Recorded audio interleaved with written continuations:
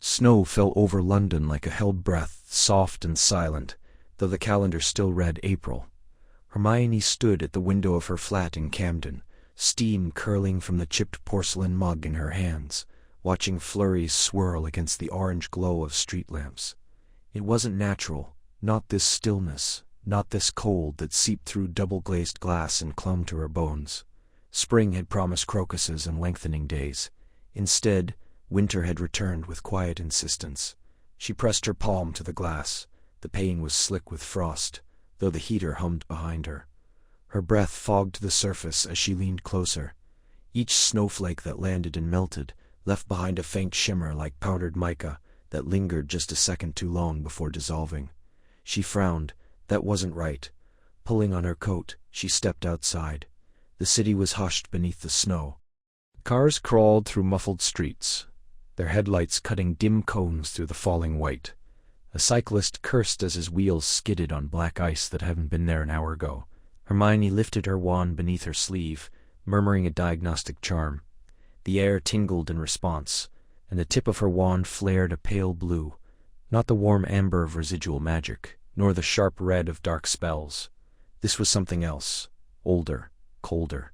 She caught a snowflake on the back of her hand. It didn't melt.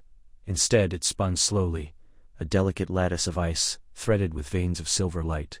Tiny runes, not runes she recognized, but reminiscent of old Brythonic, with flourishes like frostbitten branches, pulsed, once before fading. Her heart stuttered. This wasn't just enchanted snow.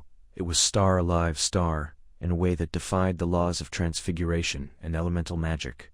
Hermione? She turned. Harry stood at the edge of the pavement, collar turned up against the wind, his Auror badge clipped to his coat. His glasses were speckled with snow, and his breath came in white puffs. "You felt it too then," she said. He nodded. "Weather report says it's impossible. No fronts, no pressure shifts. Just snow." He looked up. "And it's not stopping. It's not natural," she said, holding out her hand. The snowflakes still rested there, glowing faintly. "Look closely." Harry leaned in. His breath stirred the air above it, but the flake didn't melt. "Is that writing?" "Something like it. I think it's a sigil. Or a name." She hesitated. "Harry, this feels like Fey work." He straightened, his expression darkening. "The Winter Court? No one's seen them in over 300 years. But the signatures, the temperature anomalies, the way time seems to drag in patches. There was a man on the corner of Euston Road earlier, just standing there, blinking slowly. When I asked if he was all right, he didn't respond for nearly a minute. Then he acted like no time had passed." Harry exhaled sharply. "Like a time pocket. Exactly." She closed her hand, and the snowflake dissolved into a drop of water that froze instantly into a tiny crystal. "This isn't just weather, it's a reclamation." "A reclamation of what?"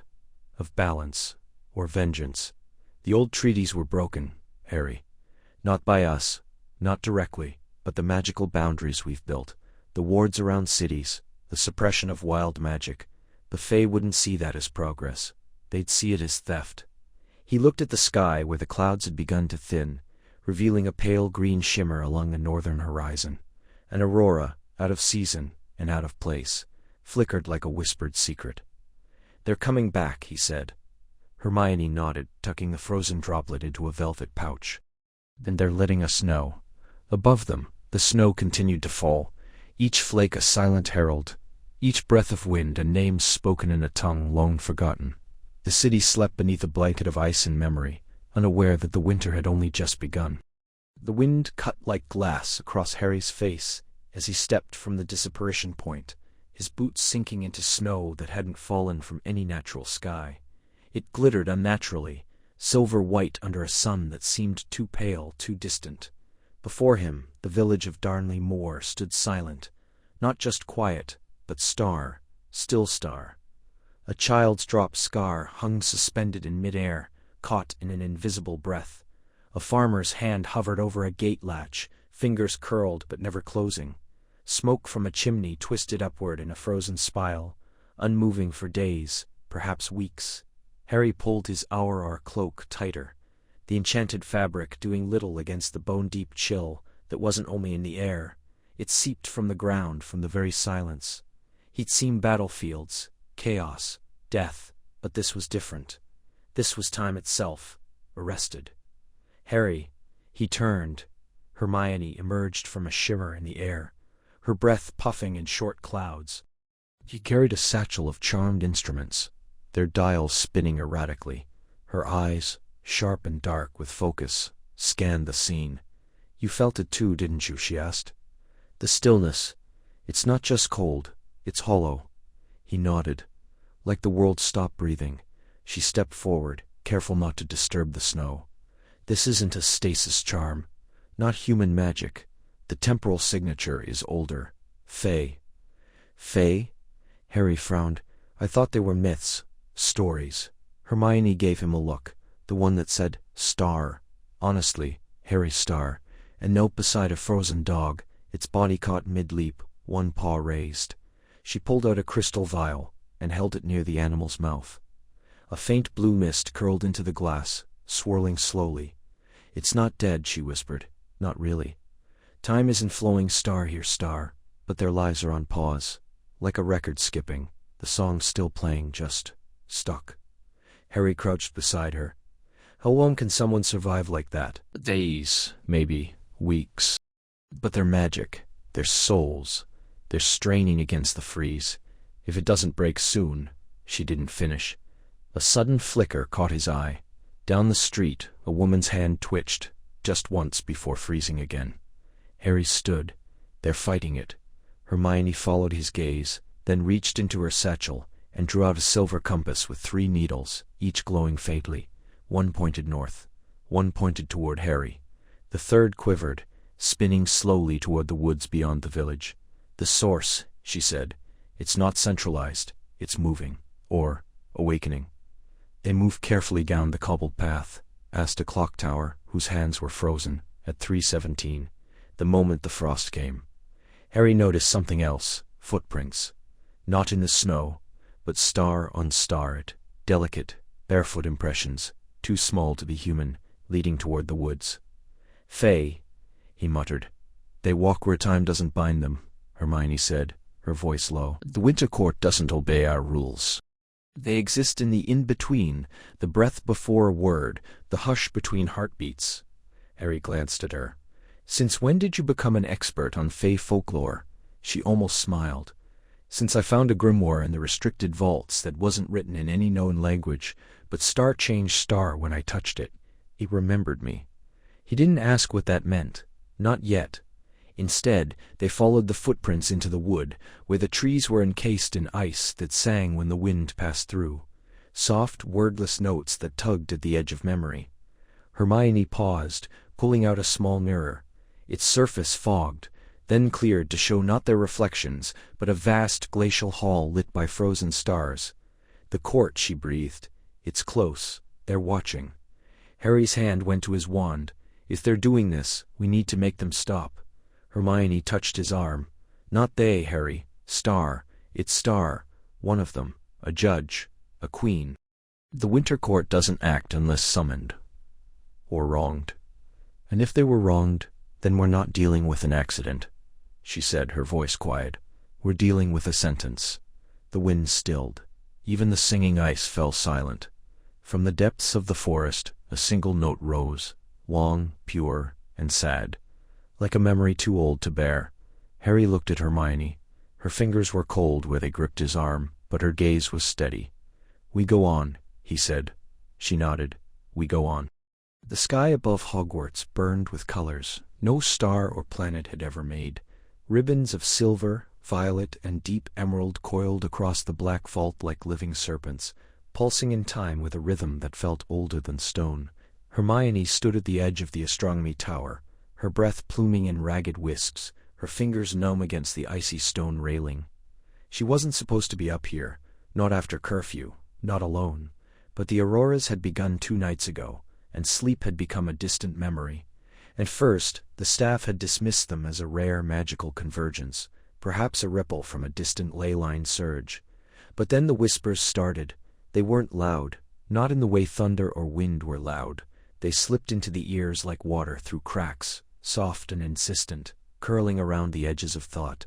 Hermione had spent hours in the restricted section, cross-referencing old tomes on celestial phenomena, fey astral signs, even ancient Norse sky omens. Nothing matched. The language, if it was a language, had no syntax she could pin down, no recurring phonemes, no trace in any known magical lexicon. And yet, it felt familiar. Not the words, but the weight of them. The way they settled in her chest, cold and heavy, like snow pressing down on a buried grave. She pulled her cloak tighter. The cold wasn't ordinary either. It didn't bite, it seeped. It had been weeks since the first snowfall, and not a flake had melted. The lake was a sheet of glass beneath a blanket of white, and the wonking willow stood frozen mid-swing, caught in a moment that refused to pass. Students whispered of time pockets, places where seconds stretched like taffy, where a dropped quill fell so slowly it seemed to hover. A gust of wind carried a fresh wave of sound from the sky, and Hermione flinched. This time, she caught a fragment, a syllable like star, sill, star, and beneath it, the echo of something like sorrow, or warning. "You shouldn't be out here," she turned. Harry stood at the tower door, his auror robes pulled tight against the cold, his wand lit with a soft blue glow. His breath fogged in the air as he approached, his eyes fixed on the sky. "I couldn't stay inside," she said. "They're louder tonight, clearer." He nodded, stepping beside her. "I've heard them in Hogsmeade. At first I thought it was the wind through the ruins of the old apothecary. But it's not. It's deliberate. They're not just sounds," Hermione whispered. "They're messages. I don't know how I know, but I do. It's like the magic itself is trying to speak." Harry studied her, his expression unreadable. "You think it's connected to the winter. Its star is Star the Winter," she said. "This isn't natural weather, Harry. It's a spell, a vast, slow-working enchantment woven into time and sky. And the auroras, they're the seams. Where the magic frays, we hear it." He was silent for a long moment. Then softly, "The Ministry's denying it. They say it's a climatic anomaly, even Kingsley's hedging." "Kingsley's afraid," Hermione said, "and he should be. This isn't just cold, it's a presence. I found something today, in a fragment from the Peveril manuscripts. It speaks of the Winter Court, a tribunal of the old Fae, banished after the Pact of Thorns. They ruled time and frost, judged mortal souls beneath the silver sky. The text says they'd return when the stars weep, and the earth forgets spring." Harry looked up. "And the auroras?" "They're not auroras," she said. "They're veils, thin places between our world and theirs. And they're getting thinner." A hush fell. The lights above pulsed, and for a breath, the whispers ceased. Then, as one, the colors deepened, and a new sound emerged, a single clear tone, like a crystal bell struck in an empty hall. It hummed in the air, trembling, and beneath it, a voice, not loud, not harsh, but ancient and terribly close. "Star, she sees. She remembers, Star." Hermione's hand found Harry's. His fingers closed around hers, warm despite the cold. "We're not alone in this," he said. "No," she whispered, "but I think we're the only ones who can hear them." The air in the Department of Mysteries was always still, but tonight it felt thick with anticipation, as if the very shadows were holding their breath. Hermione's fingers trailed over the spine of a crumbling tome, its leather cover etched with runes that shimmered faintly under the dim blue glow of the enchanted lanterns. Dust motes hung suspended in the air, caught in time or magic. She wasn't sure which. The silence was absolute, broken only by the soft rasp of parchment, and the occasional creak of ancient wood settling beneath centuries of knowledge. She had been here for hours, wrapped in a heavy woolen cloak, her breath curling in pale wisps before her. The unnatural cold had seeped even into these deepest chambers of the Ministry, frosting the edges of unread scrolls, and frosting the glass of the prophecies. Outside, London lay buried beneath snow that had not melted in 6 weeks. No thaw, no sign of spring. Just a slow, relentless creep of ice, and the auroras, those impossible ribbons of violet and silver, rippling across the night side like silent heralds. Hermione flipped open the book with careful hands. The pages crackled like dry leaves. The ink faded, but still legible in places. It was written in a dialect of Old British Fey, half lost to time, full of looping consonants and glottal stops that twisted on the tongue. She had spent the better part of the week translating fragments, cross-referencing with grimoires from the Isle of Skye and marginalia from a stolen Seelie codex. And now, finally, a name emerged, repeated like a refrain. Star, the Winter Court. Star. Her pulse quickened. Star. When the stars forget their names and the rivers run backward, the court shall rise from beneath the frost-laden oaks, clad in ice and crowned with silence. They are the keepers of time unspun, the judges of breath held too long. Woe to he who breaks their truce. Star. She leaned closer, breath fogging the page. Beneath the passage, a sketch, crude but unmistakable. Figures tall and gaunt, their skin like polished alabaster, eyes hollow and glowing faintly blue. They stood in a circle of frozen trees, each holding a shard of a broken hourglass. Around them, the air was filled with suspended snowflakes, each one capturing a frozen moment. A child's laugh, a kiss interrupted, a wand discharged mid-spell. A chill that had nothing to do with the temperature crawled up her spine. Anything? Harry's voice came from the archway, low and cautious. He stepped into the chamber, his Auror cloak dusted with snow, his glasses speckled with frost. He looked weary, dark circles under his eyes, a new scar along his jawline from their last encounter with a time-locked Muggle couple who hadn't aged in weeks, but were still very much aware. Hermione didn't look up. It's real, Harry, the Winter Court. It's not myth, it's returning. He exhaled slowly, removing his gloves. Then what do they want? They don't want star, she said, turning the page with trembling fingers. They enforce star. The text calls them wardens of balance. They appear when time is unmoored, when magic bleeds too freely into the mortal world, when the seasons forget their turn. They freeze what's broken to preserve it, or erase it. Harry moved closer, peering over her shoulder. So this winter, it's not just weather, it's a sentence. A trial, she corrected. And we're on the docket. Silence settled between them, heavier than before. Outside, the aurora pulsed, once, twice, like a slow, alien heartbeat. A whisper threaded through the air, so faint it might have been imagination. But Hermione heard it. A voice, or many voices, speaking in a language that slithered just beyond understanding. Harry reached out, instinctively, and covered her hand with his. His touch was warm, startlingly so, against her frozen fingers. We'll stop it, he said, voice quiet but firm. Whatever they are, whatever they've done, we'll find a way. She looked up at him then, into the quiet determination in his eyes. The lantern light caught the silver at his temples, the lines at the corners of his eyes, each one a story. A battle, a winter survived. I know, she whispered. But Harry, I don't know if stopping them means fighting. I think it means understanding, and that might be harder. He squeezed her hand once, then let go. Then we start learning. Snow fell in thick, silent clumps over the ministry atrium, piling against the enchanted glass, as though the building were slowly being buried. The auroras shimmered faintly beyond the dome, ribbons of silver and violet twisting in the sky like serpents made of light. Inside, the usual bustle had dulled to a hush, whispers wrapped in scarves, footsteps muffled under layers of wool and spell-warmed boots. Harry stood by the fountain, now frozen solid, his breath curling in pale wisps. He watched the statues of the wizard and witch, their upraised wands encased in ice, their noble expressions blurred by frost. A notification scroll had summoned him here, official parchment, ministry seal, the kind that brooked no delay. He hadn't expected to see her so soon. So punctual, even when the world's falling apart, a voice said, crisp, but not unkind. He turned. Hermione stood a few paces away, her coat charmed against the cold, a stack of leather-bound journals tucked beneath one arm.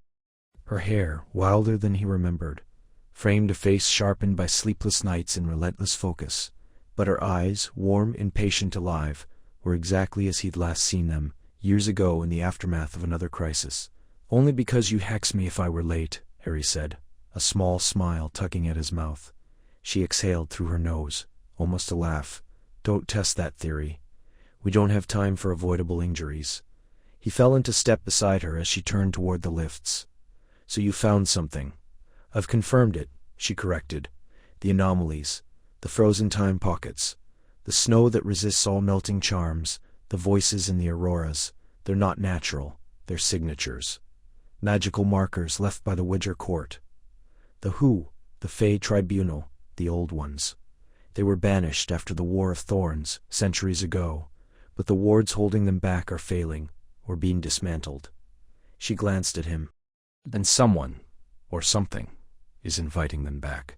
The lift rattled downward, gears protesting under the cold. Harry studied her profile, the way her fingers tapped once against her journal, a habit from school days, which she was working through a puzzle. He'd forgotten how quickly her mind moved, how she could see patterns in chaos. You've been investigating alone, he said. I've been gathering data. That's not an answer. She hesitated. I didn't want to pull you in until I was sure, until I knew what we were dealing with. And now? Now we're out of time. She met his gaze. People are vanishing, Harry. Not dying, vanishing. Caught in time pockets, frozen mid-breath. There's a child in Kent who's been standing in his garden for 3 days, eyes open, not blinking, not cold. Just stopped. He felt the weight of it settle in his chest. And the auroras, they're not just light, they're voices. Old magic. I've recorded fragments. They speak in the first tongue. The language before spells had words. It took me weeks to isolate a phrase. She paused. They're calling names. His breath caught. Ours. Not yet.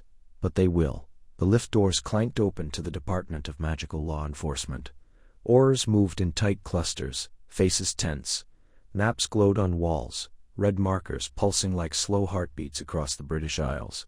Kingsley stood at the center, his expression grave. Potter, Granger. His voice cut through the low hum. You're officially partnered on this. Full access to resources. I don't care about protocol. I care about results. Hermione nodded. Harry gave a tight acknowledgement. As Kingsley turned away, she looked at Harry. It's going to be dangerous. Fey magic isn't like ours. It bends rules. It lies. I know. He adjusted the strap of his Auror satchel. But we've handled worse. Have we? She asked, quiet. He met her eyes. We will. And just like that, the old rhythm returned. Not with fanfare, not with speeches, but in the quiet certainty of two people who had faced the dark before, and would do so again, together. The first snow came on a Tuesday, silent and thick as ash, blanketing Diagon Alley in a hush so complete. It felt like the world had stopped breathing. By Thursday the cobbles were slick with ice that didn't melt beneath the weak winter sun, and the frost had begun to climb, up the lamp-posts, across the enchanted shop windows, into the cracks of wooden doors where it bloomed in crystalline lace. Hermione stood at the mouth of the alley, breath curling in pale plumes, her fingers twitching at her sides. She'd felt it the moment she apparated in, an absence of magic in the air, as if the alley's pulse had slowed to a whisper. Merlin's beard came a voice behind her. Harry stepped into view, his Auror robes pulled tight against the unnatural chill. His glasses were fogged, and he wiped them with the edge of his sleeve. This isn't right. The wards should be holding. They're not, Hermione said quietly. She reached out, brushing her gloved hand against the display window of flourish and blots. The glass was brittle under her touch, the frost spreading beneath her fingertips like a living thing. They're failing. I ran diagnostics all night. The ambient magic, the baseline enchantments, the protective layers, they're being siphoned, or suppressed. Harry frowned, scanning the street. Ollivanders was shuttered, but the faint blue glow of its wards flickered erratically behind the cracked curtains. Across the way, a clock above Madame Malkin's shop had stopped at exactly 3:17. Its hands glazed in ice. Time's not moving right either, he said. I passed a cat frozen mid-leap near the apothecary. Not petrified, just paused, like someone pressed a hold on it. Hermione turned sharply. Where? Near the entrance to Nocturne. I left it. Didn't want to risk disturbing whatever's keeping it that way. She exhaled slowly, her mind already racing through old texts, half-remembered myths. There are wards in the old Fey stories, pockets of frozen time. They call them still moments, Supposedly the Winter Court used them to pass judgment, to isolate. Harry looked at her. You think this is them? I think something old is awake, she said. And it doesn't care for our boundaries. A gust of wind howled down the alley, carrying with it the faintest chime, like bells made of ice. They both stilled. The sound was distant, layered beneath the silence, but unmistakable. And beneath it, almost too soft to catch, a whisper in a language that twisted in the ears. Harry's hand went to his wand. Did you? Yes, Hermione whispered. It's speaking. They moved forward, cautiously, boots crunching on frost-laden stone. The air grew colder with every step, not the bite of winter, but a deep, marrow-chilling cold that seeped through layers. At the center of the alley, where the fountain of magical creatures once bubbled, a single column of ice now stood, 12 feet high, spiraled like a horn, pulsing faintly with a pale internal light. That wasn't here yesterday, Harry said. No, Hermione agreed. But it's not just ice. Look, she pointed. Etched into the surface were runes, shifting like breath on glass. She pulled off her glove with her teeth and reached out, hovering just above the surface. The air hummed. Fey script. Ancient, it's a declaration, territory claimed, in the name of the Winter Tribunal. Harry's jaw tightened. So they're staking a claim, in the middle of Diagon Alley, in the heart of British magical commerce, she said. It's a message, and a warning. The shadow flickered at the edge of the ice column, brief, elongated, too tall to be human. Then it was gone. Did you see? I saw, Harry muttered. He stepped in front of her, wand raised. We need to get the Ministry on this. Now. Hermione hesitated, her eyes still on the ice. They won't understand. Not unless we can prove it's not just weather, not just a spell gone wrong. Then we find proof, he said, voice low. Before more people freeze, literally or not. She nodded, pulling her glove back on. Her fingers were numb, but not from the cold. Something was waking, and it was walking among them, unseen, whispering in the frost. Snow fell in perfect, silent spirals over the Ministry of Magic, though no storm had been forecast, and the enchanted ceiling in the atrium remained stubbornly clear. It drifted down like ash from nowhere, melting only when it touched skin, leaving behind a faint shimmer like powdered starlight. Hermione stood beneath it, arms crossed tightly over her chest, breath curling in pale wisps. She had been watching the anomaly for 17 minutes. Still no source, Harry asked, stepping up beside her. His auror's robes were drawn tight at the collar, shoulders dusted with the strange snow. None. Scrying spells bounce off it. Temperature probes register sub-zero, but only within a 3-inch radius of each flake, and it doesn't accumulate. She exhaled sharply. It's performative. A message. Before Harry could reply, the air at the far end of the atrium shimmered, a distortion like heat over stone. The Ministry staff froze, some mid-step, others caught in startled glances. Even the fountain stilled, the golden witch's wand hovering inches from the centaur's crown. And then she stepped through. The Fey envoy moved as if gliding on ice, air feet, leaving no prints on the marble. She was tall, impossibly so, her limbs long and graceful beneath a gown of woven frost and shadow. Her hair fell like a cascade of frozen river, threaded with silver light, and her eyes, pale as winter dawn, fixed on Hermione with unsettling precision. Harry's hand went to his wand. So did half a dozen aurors, but none dared draw. You are the one who listens, the envoy said. Her voice was not loud, yet it resonated through bone, not ear. It tasted of pine and iron, the one who reads the old words, who digs in the silence between histories. Hermione swallowed. I've been trying to understand what's happening, to stop the cold. A smile touched the envoy's lips. Thin, humorless. Stop it? No. You do not stop winter. You survive it. Or you do not. People are dying, Harry said, stepping forward. Muggles in the north, frozen in their homes. Crops won't grow. Animals starve. If this is your doing, you have to. The envoy turned her gaze on him, and Harry faltered. For a heartbeat he saw not a woman, but a storm, ancient and vast, with roots in the earth's first breath. You speak of consequence, she said, as if you understand cause. The court does not act without reason. The balance is broken. The veil thins. You have forgotten the old oaths, the blood debts, the promises carved into stone before your kind learned to speak. Hermione's fingers tightened around the strap of her satchel. Then tell us, help us remember. The air grew colder. The snowflakes now hung suspended, motionless, as if time itself held its breath. You seek the winter court, the envoy murmured. But the court does not welcome seekers. It judges. Did you, both of you, walk too close to the edge of what should remain buried? She lifted a hand, and in her palm bloomed a single white flower, its petals brittle, veined with frost. When the 13th aurora sings, look to the standing stones beneath the frozen lake. There the truth sleeps. But beware, some doors, once opened, cannot be closed. Some memories burn hotter than fire. She placed the flower on the floor. It shattered like glass. Then, without another word, she stepped back, into nothing. The air folded shut behind her, seamless as untouched snow. The suspended flakes fell, the fountain resumed its flow, and the ministry erupted into chaos. Hermione dropped to her knees, gathering the shards of the flower. They stung her fingers, not with cold, but with something deeper. Grief or warning. It wasn't a threat, she whispered. It was a plea. Harry crouched beside her, his voice low. Or a test. Outside, the snow continued to fall, untouched by wind, untouched by time. The air in the ministry's restricted archives was thick with the scent of old parchment, cold stone, and something fainter, like frost on iron. Hermione's breath curled in front of her in pale wisps, each exhale a ghost in the unnatural chill that had settled into the very bones of the building. The heating charms had failed days ago, undone by the creeping cold that now gripped all of Britain.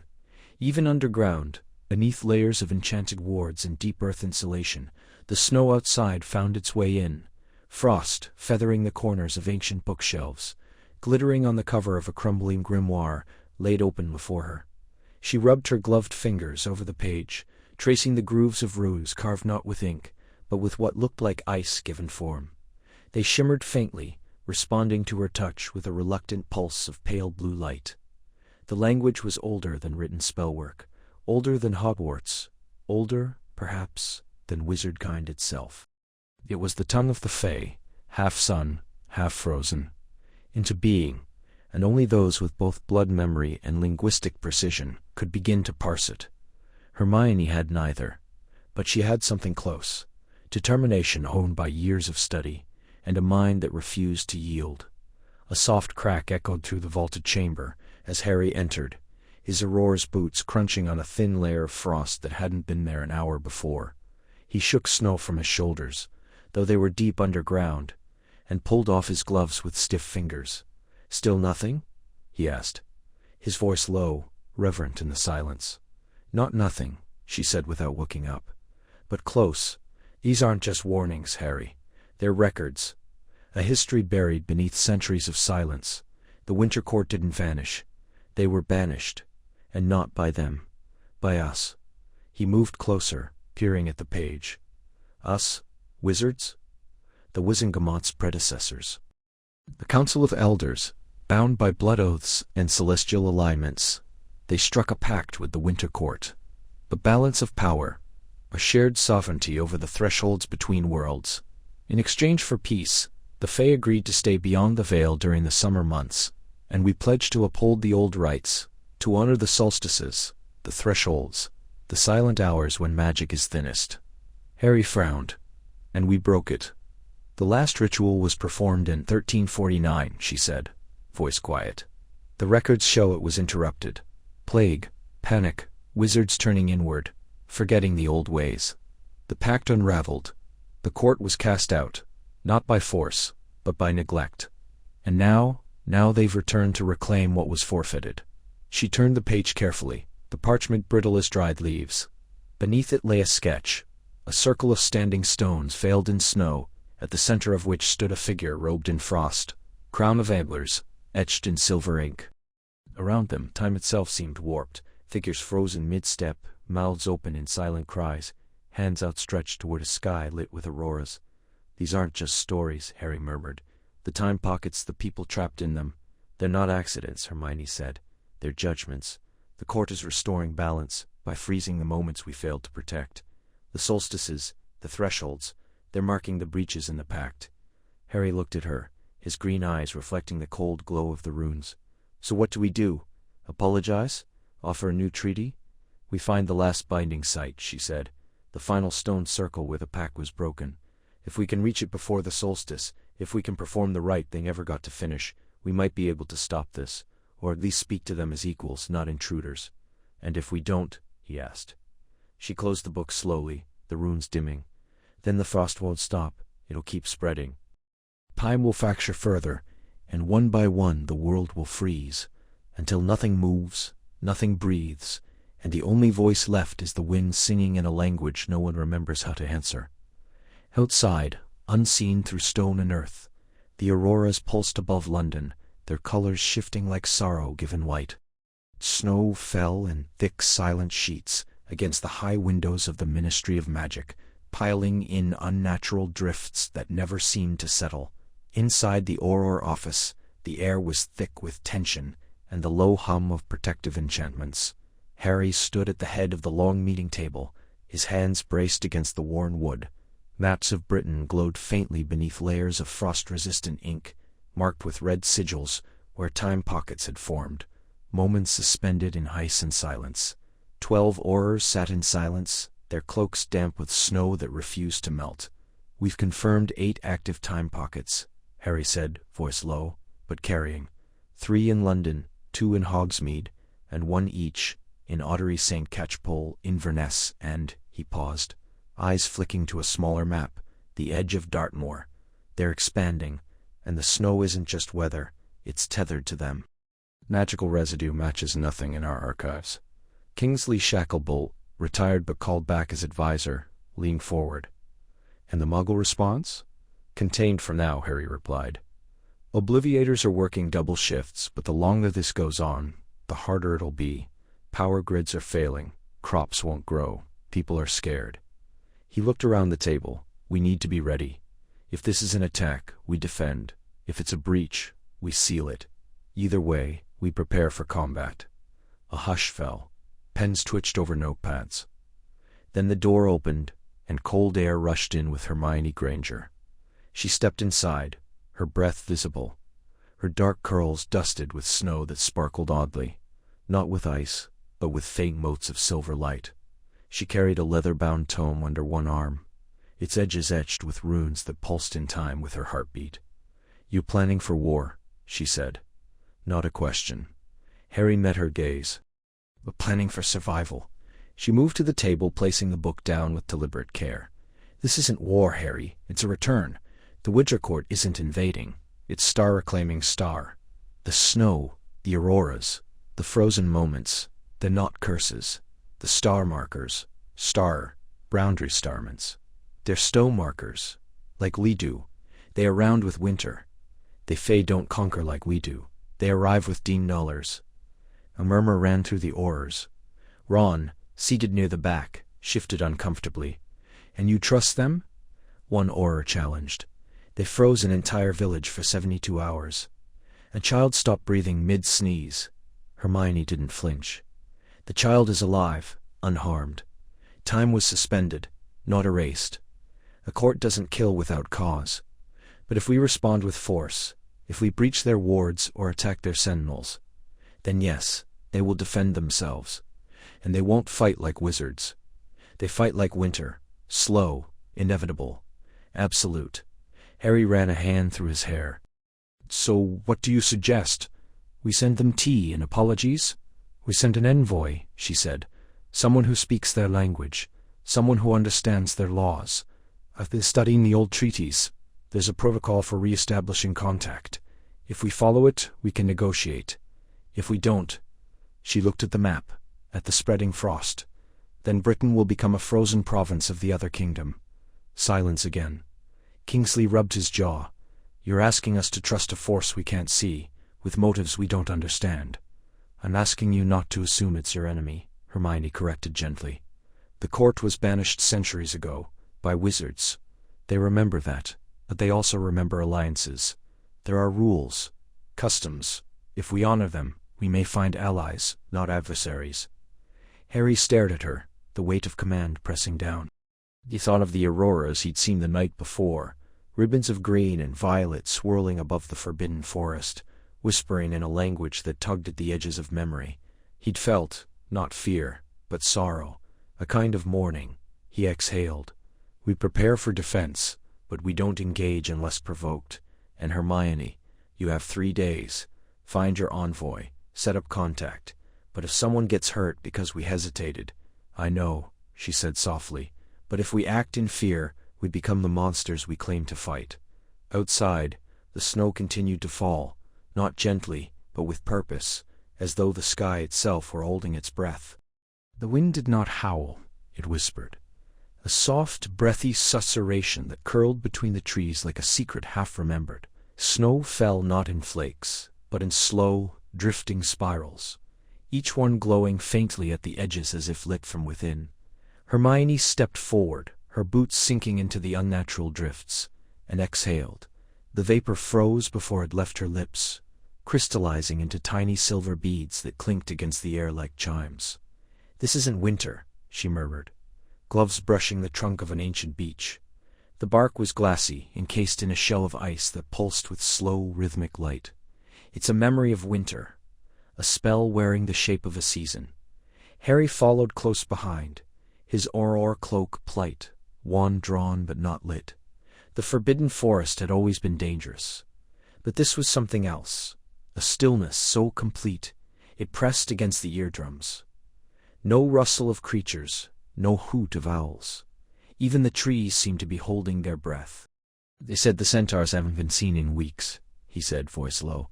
"Firenze sent a message. Just one line. Star, the stars are frozen in their courses.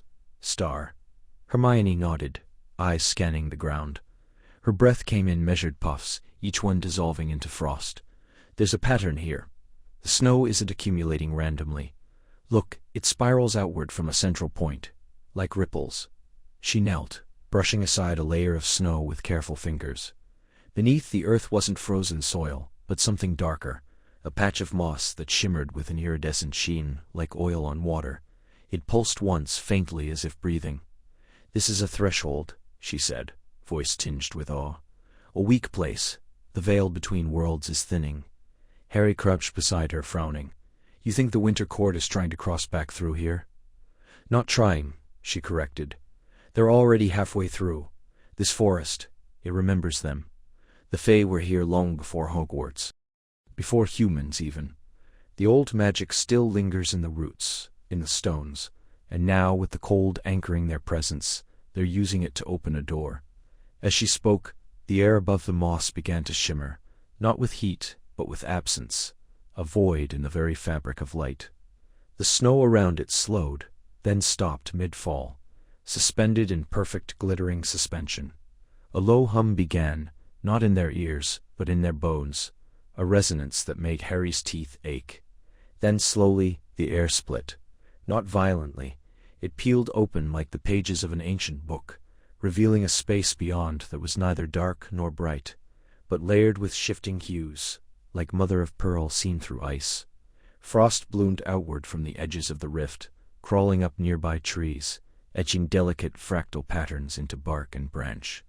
Hermione stood, her breath caught in her throat. "It's beautiful," she whispered. "And deadly," Harry said, hand tightening on his wand. He could feel it now, a pull from the other side, subtle but insistent, like a lullaby sung in a language he'd never learned, but somehow understood. It tugged at the edges of his thoughts, whispering promises of stillness, of endless quiet. "We can't let it open fully," Hermione said, stepping back. "If they come through without a treaty, without boundaries, they won't see us as people. We'll be shadows to them, insignificant, or worse, toys." Harry nodded, but his eyes stayed fixed on the rift. For a heartbeat he thought he saw movement within, a figure, tall and pale, crowned with antlers of ice. Then it was gone. "We seal it," he said. Hermione reached into her coat, pulling out a small leather-bound book, not one of hers, but one she'd taken from the Department of Mysteries. "I have the counterspell, but it needs blood. A willing offering." Harry looked at her. Then use mine. She hesitated. It's dangerous. If the spell rejects you. It won't, he said, holding her gaze. It's me, always has been. Snow fell silently around them, catching in their hair, on their lashes.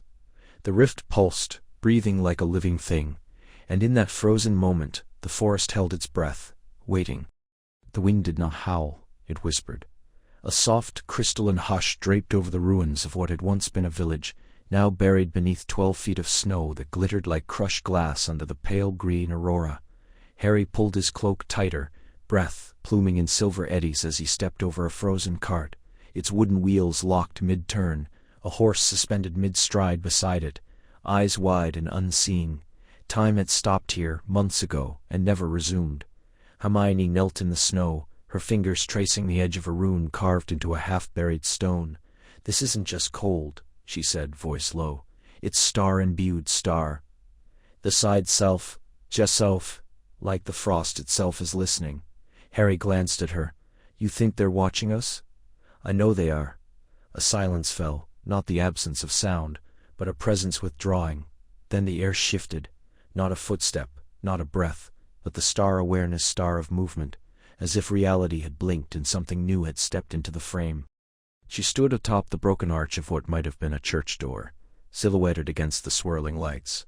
Tall, slender, her skin, the pale blue of deep ice, her hair a cascade of silver white that seemed to float without wind, her eyes, large, luminous, and entirely black, fixed on them with the stillness of a predator. Harry's wand was in his hand before he realized he'd drawn it. She tilted her head, and the temperature dropped. Frost spiderwebbed across his sleeve. "Mortal," she said, and her voice was both a chime and a crack in the earth. "You trespass where time sleeps." "We're not here to trespass," Hermione said, rising slowly, hands open at her sides. "We're here to understand. The winter, it's spreading. People are dying. Children can't go outside. Rivers have frozen solid in July." The Fey woman stepped down, gliding rather than walking, her bare feet leaving no mark on the snow. "And why should the Winter Court care for mortal suffering? You broke the old pacts. You forgot the names of the winds. You silenced the songs that kept the veil between worlds." Harry kept his wand steady. "We didn't know. The star ignorance star," she murmured, "is not innocence." She lifted a hand, and the snow around them rose in a slow spiral, forming shapes, a child gasping in a snowdrift, a mother pounding on a frozen window, a clock with hands stuck at 3:17, images that dissolved into mist. Hermione didn't flinch. "If you're punishing us for forgetting, then punish those responsible, not the ones who never knew." The Fey's gaze flickered, something like surprise, or perhaps interest. "You speak with courage, but courage is common among the doomed." "I speak with truth," Hermione said, "and I've read the Star Codex of Theria's star.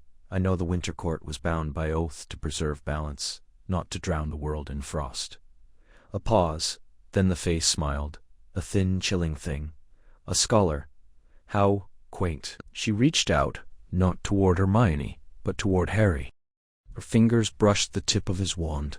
Instantly it iced over, the wood groaning as frost crept up the length.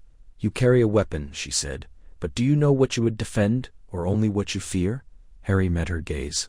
"I defend people, that's enough." She stepped closer, close enough that he could see his own reflection in her dark eyes, small, fragile, mortal. "Then prove it." The world twisted. One moment they stood in snow. The next they were on a bridge of ice suspended over a chasm where frozen stars pulsed below like hearts. The sky was black, shot through with ribbons of violet light. The air tasted of iron and snowmelt. Before them stood two figures, a boy, no older than 10, shivering in rags, and an old woman, her breath shallow, her hands blue with cold. Between them, a single flame flickered in a lantern. "Choose," the Fae said. "Save the child, save the elder, or keep your fire. But no, the one you do not save will die. And the fire will not last." Hermione looked at Harry. He saw the horror in her eyes, not of the test, but of its familiarity. This was not just magic. This was war, and war, he knew, was made of choices. He looked at the Fae, her face unreadable. "There's always another way." She said nothing, but the wind, the real wind, not the whisper, stirred at last. The air in the forbidden forest was brittle, sharp with the scent of frozen pine, and something older, like frost-laden stone, and the echo of voices long silenced. Snow lay thick and unchanging beneath Hermione's boots, undisturbed for weeks, each footprint she left, seeming to linger too long, as if the world hesitated to swallow it whole. She pulled her cloak tighter, breath pluming in silvery wisps that hung suspended in the still air. The trees stood like sentinels, their bark glazed in ice that shimmered with faint internal light. No wind, no birds, not even the creak of branch or whisper of leaf. Just silence, deep, watchful, and unnervingly complete. She had followed the resonance for hours, a low hum beneath her skin that tugged at her bones. It called in no language she knew, but she felt it in her blood, in the way her wand twitched in her pocket, as if drawn by a force older than magic itself. The Ministry had dismissed it as atmospheric disturbance. Harry had disagreed, his auror instincts flaring at the unnatural stillness, the way time stuttered in patches like broken film. But he was tied up in London, managing the evacuation of Muggle towns near the creeping ice fields. So Hermione had come alone, and then she saw it. Embedded in the trunk of a great, ancient beech, its bark split like a wound, was a shard, translucent and jagged, taller than a child, glowing with a pale, pulsing blue. It wasn't ice, not exactly. It shimmered with internal veins of silver and violet, like frozen lightning caught mid-strike. The hum was louder here, not in her ears, but in her teeth, her ribs, vibrating through her. She stepped closer, gloved hand outstretched, then paused. It was watching her, not with eyes, but with presence. A subtle shift in the air, a pressure against her mind, like the quiet attention of a predator, or a guardian. She swallowed. "Hello?" Her voice cracked the silence like glass. The shard pulsed, once, twice. And then, in the space between breaths, she felt it, a whisper, not in sound, but in thought. Cold and clear, like water over stone. "Star, you remember the old name, Star?" Hermione froze. "I know some," she said carefully. "I've studied the treaties. The Accord of Thorns, the Pact of the Veil." Another pulse, the ice light flared, and for a moment the forest changed. The snow glowed violet. The trees stretched impossibly tall, their branches twisting into arches of bone-white crystal. Figures moved in the periphery, tall, slender, draped in frost and shadow, their faces indistinct, their eyes like distant stars. And then it was gone. She stumbled back, heart hammering. Her fingers trembled as she reached for her satchel, pulling out a lead-lined case and a pair of dragon-hide tongs enchanted to disrupt fey enchantments. Her breath came fast, fogging in the cold. "I mean no harm," she whispered, "but I need to understand what's happening. People are freezing. Children can't go outside. Time stops in patches. You know this. You're part of it." The shard pulsed again, slower now, almost contemplative.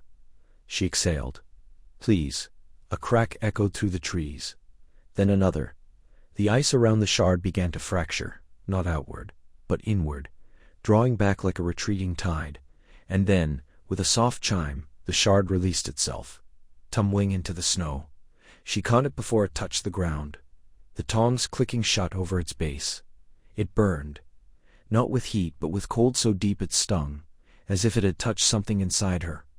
A memory, a longing, a name she had never spoken aloud. She sealed it in the case, the glow dimming, but not vanishing. The forest exhaled around her, the silence returning, heavier now, watchful, and somewhere deep beneath the earth, something ancient stirred.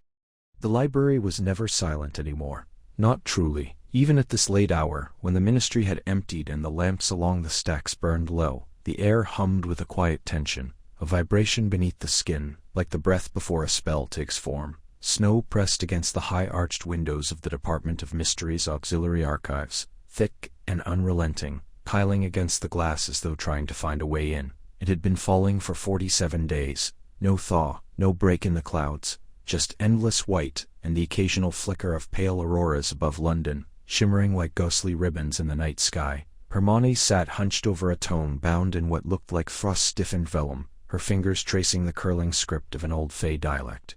A cup of tea, long gone cold, sat beside her, forgotten. The candlelight caught the edges of her frayed jumper and the shadows beneath her eyes. She exhaled, slow and steady, watching the breath curl in the chill air. "You're going to freeze yourself to death before the winter court even gets a chance," Harry said, stepping from between the shelves.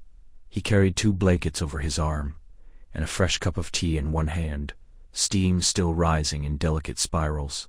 She looked up, startled for only a moment, then smiled. Small, tired, but real. "I didn't hear you come in, because you were 3 centuries deep in Fey legal traditions," he said, draping one of the blankets around her shoulders. It still held the warmth of the staff room fire. Again, she pulled it tighter, grateful. "They're not just legal traditions, Harry. They're patterns. If we can understand how the Winter Court judged, what they valued, what they punished, we might predict where they'll appear next, or why they're doing this." He sat across from her, setting the tea down in front of her with deliberate care.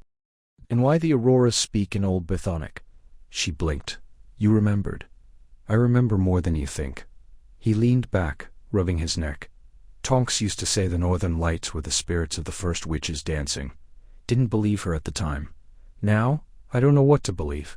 Hermione studied him, the way his hair fell into his eyes, the faint scar at his temple, the quiet weight he carried, not just from tonight, but from everything. "Do you ever miss it?" she asked softly. "The simplicity of chasing dark wizards, when the danger had a name and a face?" He laughed, low and warm. "All the time. But I'd rather face a dozen Death Eaters than this.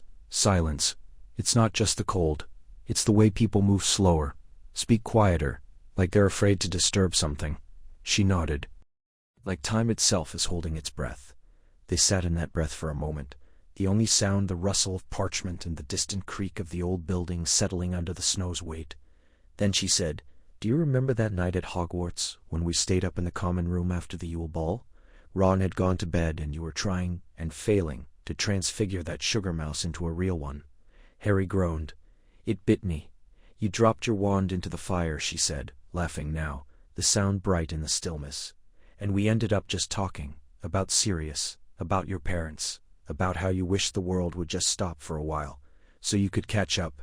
He looked at her, really looked at her, and something softened in his face. "It never did stop, did it?" "No," she said. "But maybe that's not the point. Maybe the point is who you're standing still with." Outside, the snow fell heavier, and somewhere beyond the city, a clock struck 2, though in this season time felt slippery, uncertain. But here, in the hush of the library, with the firelight catching the edges of her hair and the warmth of the blanket around her shoulders, Hermione felt something settle in her chest. Not answers, not yet, but presence, connection, a quiet certainty that, whatever came next, they wouldn't face it alone. The wind carried shards of ice that stung like needles against exposed skin, and every breath felt like swallowing glass. Hermione pulled her woolen scarf tighter, the enchanted threads glowing faintly blue as they repelled the worst of the cold. Around her, the forest lay silent. No birds, no rustling creatures, only the soft, ceaseless crunch of snow underfoot. Harry walked ahead, his Auror cloak flaring behind him like a dark banner against the endless white. His wand was drawn, not for attack, but to sense disturbances in the veil between worlds. The air itself felt thin here, as if reality had been stretched too tight. "This is the place," Hermione said, her voice hushed. "According to the old texts, the Mirror Lake doesn't appear on any map. It shows itself only when the veil is thin, and it's been growing thinner every day." Harry turned, his green eyes scanning the tree line. "And when it appears, it shows what, exactly?" "Possibilities," she replied. "Not prophecies, just echoes of what might be. Some say the lake is a remnant of the Winter Court's judgment seat, a place where choices are reflected before they're made." He frowned. "Who could see? Our futures?" "Our paths," she corrected. "Fragments, warnings, sometimes temptations." They stepped into a clearing, and there it was. A lake, so still it looked like polished obsidian. its surface untouched by snow, shimmering with a soft internal light. The trees around it were frozen mid-motion, branches bent as if caught in a silent scream. Above, the sky swirled with auroras, their color shifting from silver to deep violet, and faint voices wove through the air, soft, melodic, speaking in a language that tugged at the edges of memory. Harry exhaled slowly. I didn't think it'd be so alive. It's not a lake, Hermione whispered. It's a threshold. They approached the edge, their reflections not appearing on the surface. Instead, ripples spread outward and images began to form. Harry saw himself standing in a hole of ice, crowned in frost, a scepter of blackened silver in his hand. Around him figures knelt, some familiar, some not. Ginny's face among them, eyes hollow. He blinked, and the image shifted himself, older, scarred, walking through ruins. Alone, the sky above, torn with storm and fire. He stepped back, heart pounding. Hermione, meanwhile, stared into the water. She saw rows of books burning, not from flame, but from silence, words dissolving into ash. Then, a great library, gleaming and vast, her name etched above the entrance. She stood at a podium, robes of deep blue, addressing a council of wizards and fae alike.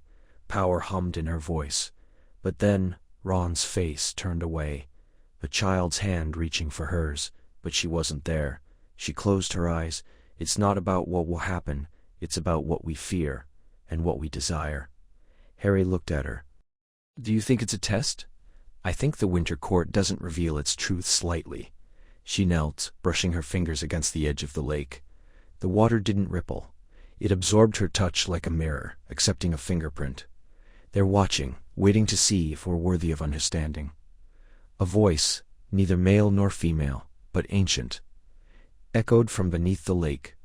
Star, to walk forward, you must see yourselves not as you are, but as you could become.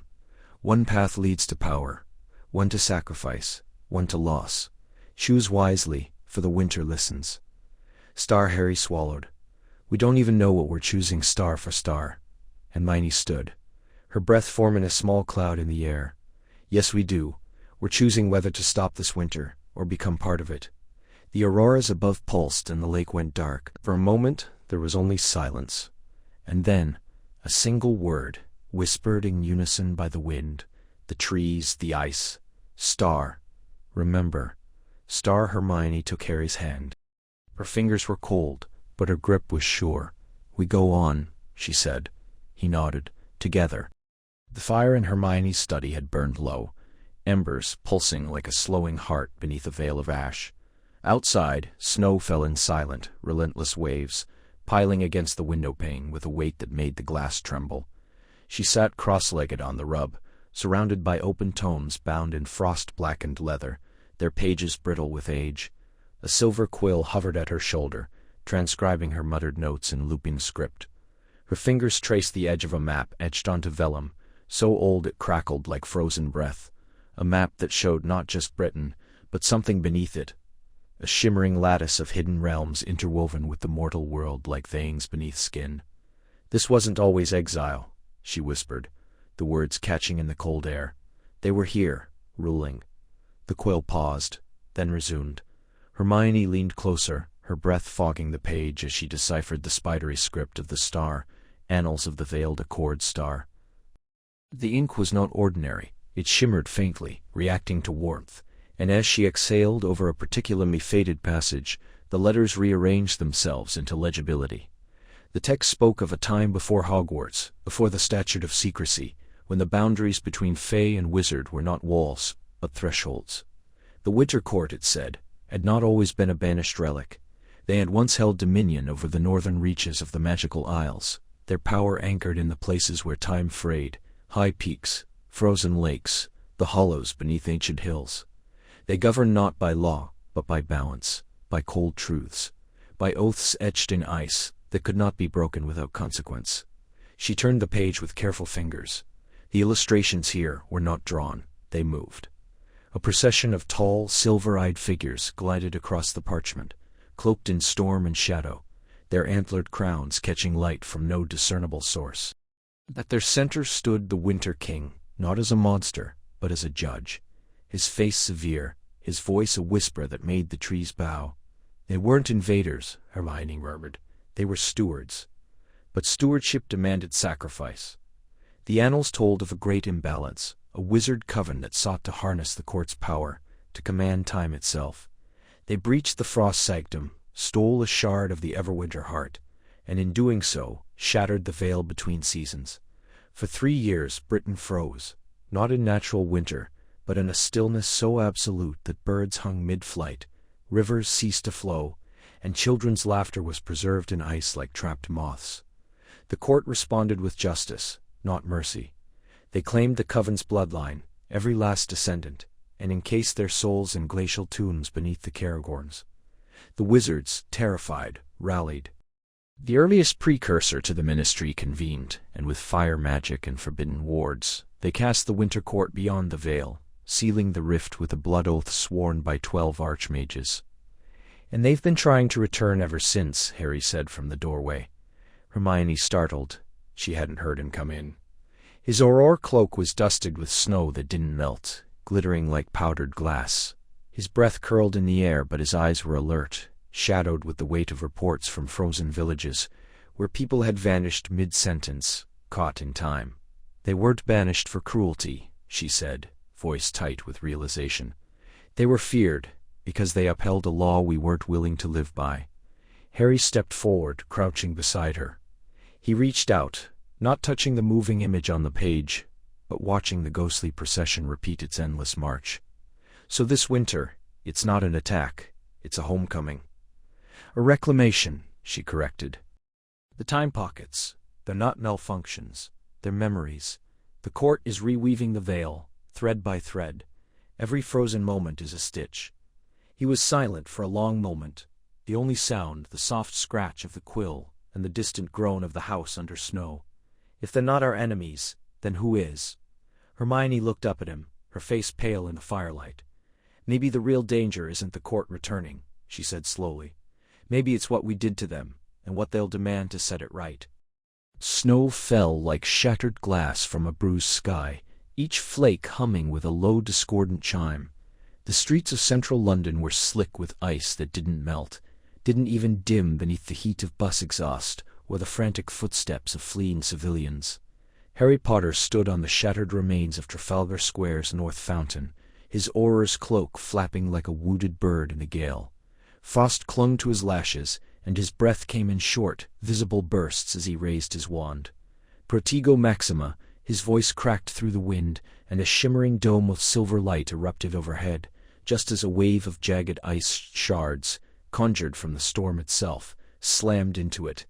The shield buckled, glowing white at the impact points. Behind him, a dozen Muggles huddled beneath the colonnade of the National Gallery, their faces pale with confusion and terror. None of them could see the auroras that now writhed like serpents across the sky, pulsing in hues of violet and bone-white. None heard the whispers threading through the wind, voices speaking in a language older than Latin, older than stone. Harry clenched his jaw. Kingsley status. He tapped his enchanted earpiece, voice low. "Westminster's down. Big Ben's frozen solid. Clock stopped at 3:07. The ministry sealed the core wards, but the storm's not magical in origin. At least, not wizard-made." Kingsley's voice was strained. "Hermione's tracking the anchor. She says it's close." Harry wiped ice from his brow. "Tell her to hurry. This thing's learning." As if in response, the auroras dipped lower, tendrils of light curling toward the square like searching fingers. The air cracked with static. A double-decker bus, abandoned mid-route, groaned as its metal frame began to frost over from the inside out. Windows shattered without warning, spraying glass across the pavement. Then, a scream. Harry turned. A child, no older than 6, had slipped from the sheltered arcade and was scrambling across the ice toward a motionless figure. Her mother, frozen mid-step, one hand outstretched, eyes wide with silent panic. Encased in a block of clear ice, the woman didn't move, didn't blink. Merlin's blood. Harry lunged forward, sliding on the slick stone. Accio child. The little girl yelped as she lifted off the ground, pulled gently but swiftly through the air into his arms. He tucked her close, rolling as they hit the ground to absorb the impact. The auroras pulsed, angry now, and a bolt of pale lightning split the sky, striking Nelson's column. Stone cracked. The statue trembled. Harry held the sobbing girl tight. "It's all right. I've got you." Above, the storm howled, but beneath it, a new sound emerged. A deep, resonant hum, like the earth itself, was tuning a forgotten instrument. Meanwhile, 3 blocks east, Hermione Granger stood in the shadow of a derelict clock tower, her fingers pressed against the cold iron gate of an overgrown churchyard. Her breath fogged in the air as she whispered incantations under her breath, tracing glowing sigils in the frost-covered air. Her wand pulsed with a soft amber light, reacting to the ancient magic buried beneath the soil. "This isn't just a storm," she murmured, eyes scanning the runes blooming across her palm. "It's a summons." The ground trembled. From the center of the graveyard, a circle of stones, long buried, forgotten, began to rise, slick with frost. Between them, the air shimmered like disturbed water. A low chant rose from the earth, wordless but full of grief and fury. Hermione stepped back, heart pounding. "They're waking." She tapped her own earpiece, voice tight. "Harry, I've found the anchor. It's a Fey threshold. They're trying to reopen the winter gate." A pause. Then Harry's voice, strained but steady. "Can you close it?" "I don't know if I should. If I force it shut, the backlash could freeze half the city solid." Another crack of lightning. The auroras twisted into the shape of a crown, jagged, thorned, impossibly regal. "They're not just returning," Hermione whispered. "They're judging us." The wind howled through the broken stained glass of the charms corridor, carrying with it a fine dusting of snow that glittered like crushed diamonds under the pale moonlight.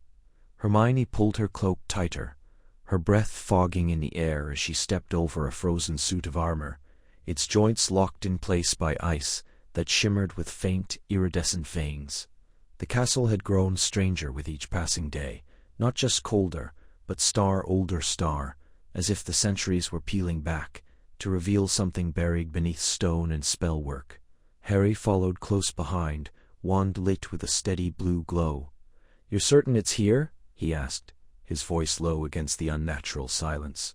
The usual creaks and whispers of Hogwarts were gone, replaced by a stillness so deep it pressed against the ears. "Uncertain," Hermione replied, her fingers tracing the carvings along the wall. Serpents coiled around trees, a stag leaping over a river of stars, symbols older than the school itself. The founders didn't just build on this land. They star-negotiated star for it. The wards, they don't just repel. They remember. She turned sharply down a narrow passage, one that hadn't been on any map since the 14th century. The stones here were different, darker, smoother, almost alive under her touch. As she pressed her palm flat against the wall, a soft hum resonated through the floor, like the echo of a bell struck long ago. Then the wall split, not with a crash, not with magic that flared or cracked, but with the quiet inevitability of a door opening after centuries of waiting.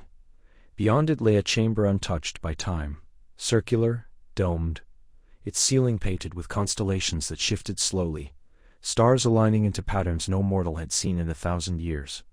At the center, resting on a pedestal of black ice that did not melt, was a scroll bound in silver thread and sealed with a wax emblem, a crown of frost and thorn. Harry exhaled. "That's it, isn't it?" Hermione stepped forward, her boots soundless on the frozen floor. The first accord, the pact between the founders and the Winter Sovereign. It wasn't just about boundaries, it was a star bargain star. She reached for the scroll, hesitated.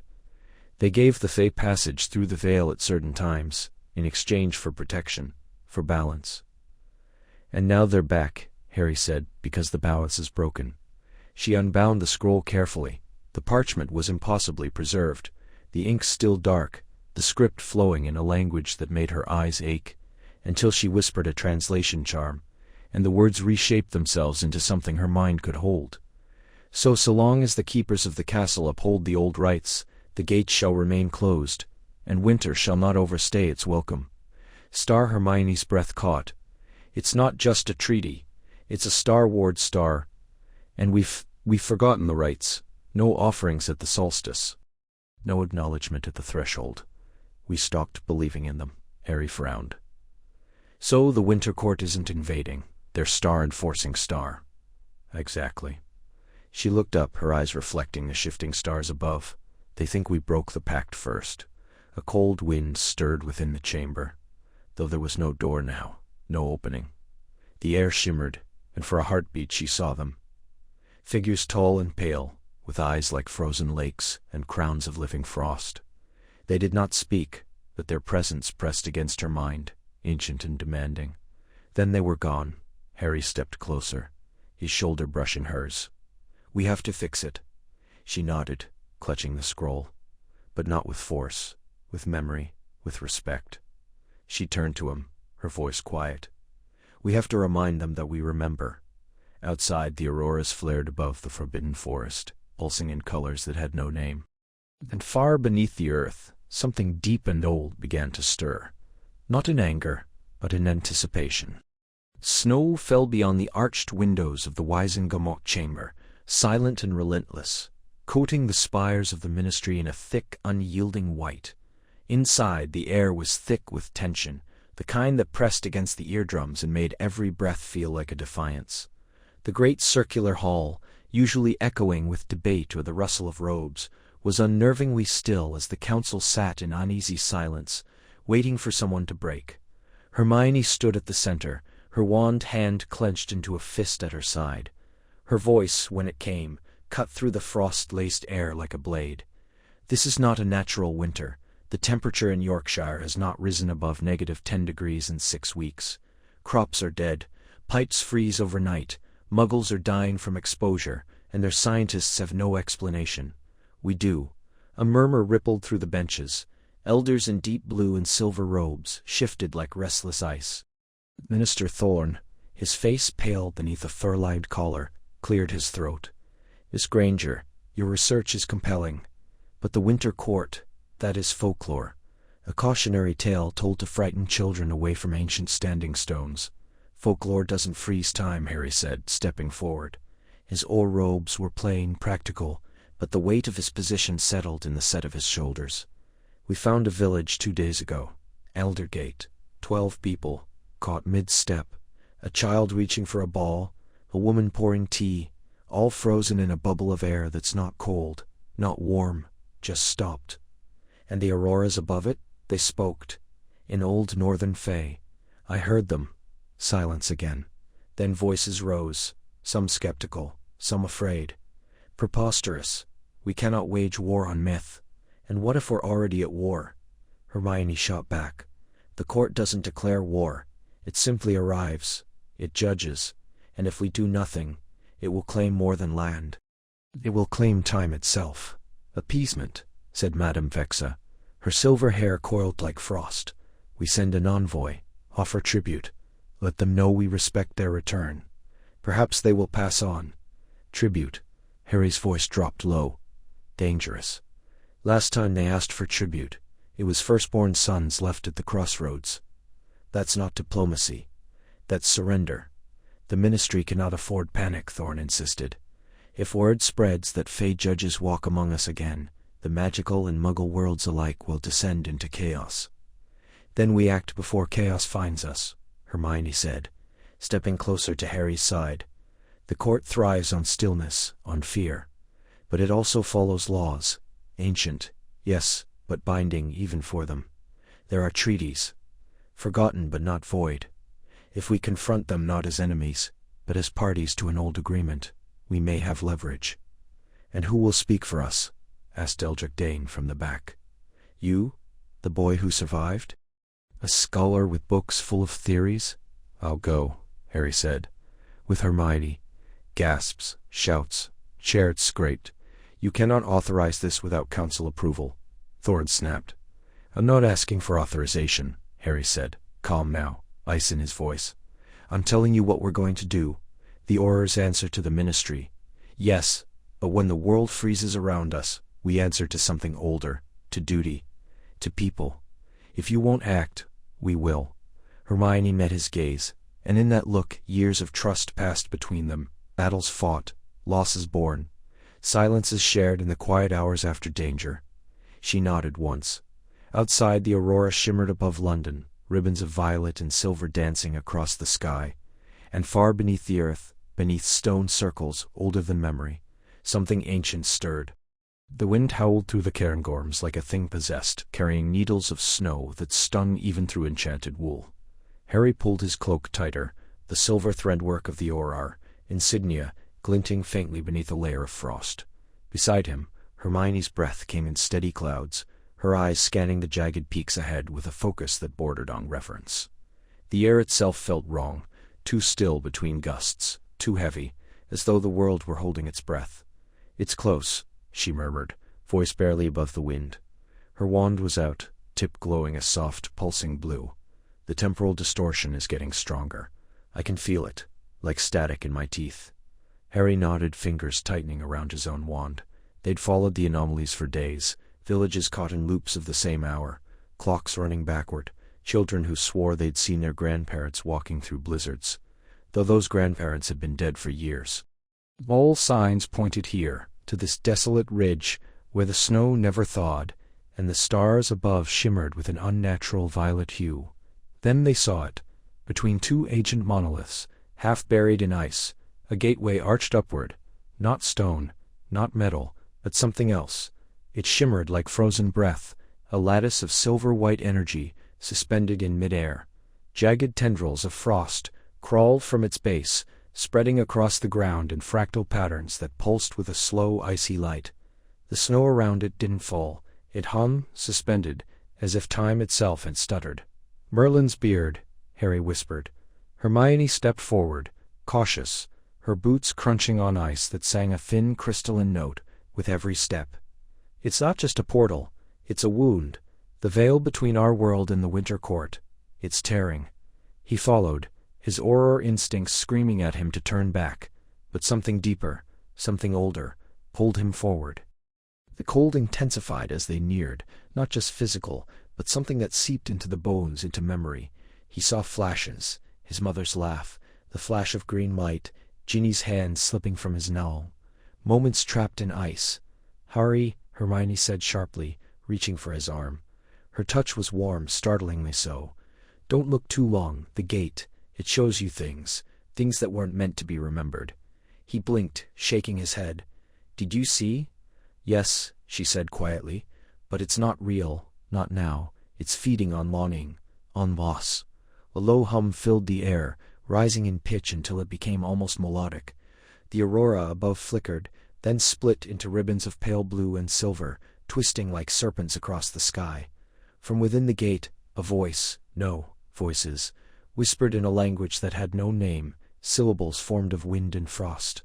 Hermione raised her wand, muttering a counterspell under her breath.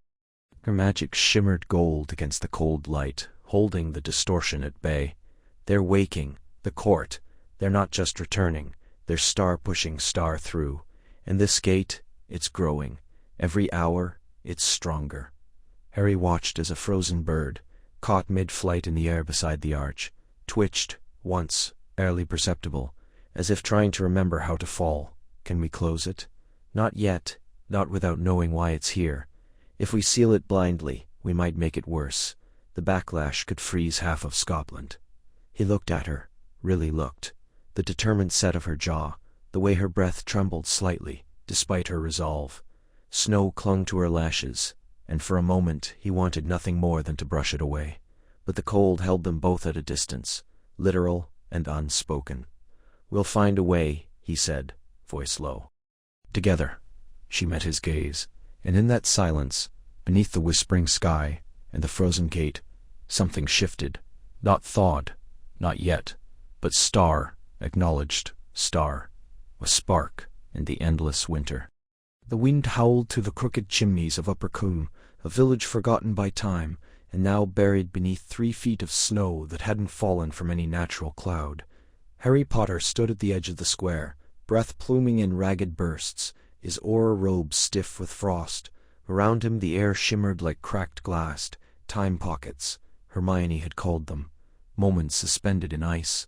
A child's sled hung mid-air over a frozen puddle, A kettle screamed endlessly atop a stove, glimpsed through a window, steam caught in jagged tendrils. "They're coming from the north ridge," Kingsley said, voice low, his wand already glowing with warming charm. 3 minutes, maybe less. Harry nodded, tightening his grip on his holy wand. The reports had been steady for days. Frost wolves with antlers of ice, ravens whose eyes held blizzards, creatures that moved too fast, too silent, not beasts, not quite, conduits, winter-made flesh. "They're not attacking to kill," Hermione insisted earlier, her voice urgent in the war room. "They're marking, claiming. The Winter Court is testing boundaries, testing us."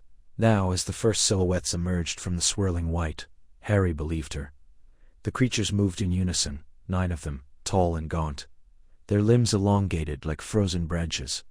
Their skin was pale as moonlit snow, hair like spun frost.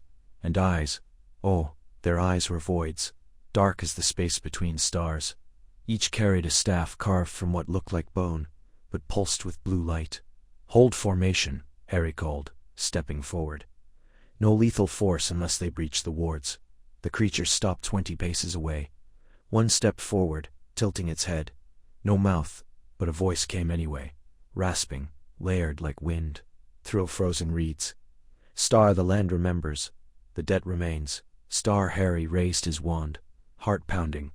"We're not your enemy, but we won't let you harm these people." A pause. Then the creature's staff struck the ground. The world exploded in cold.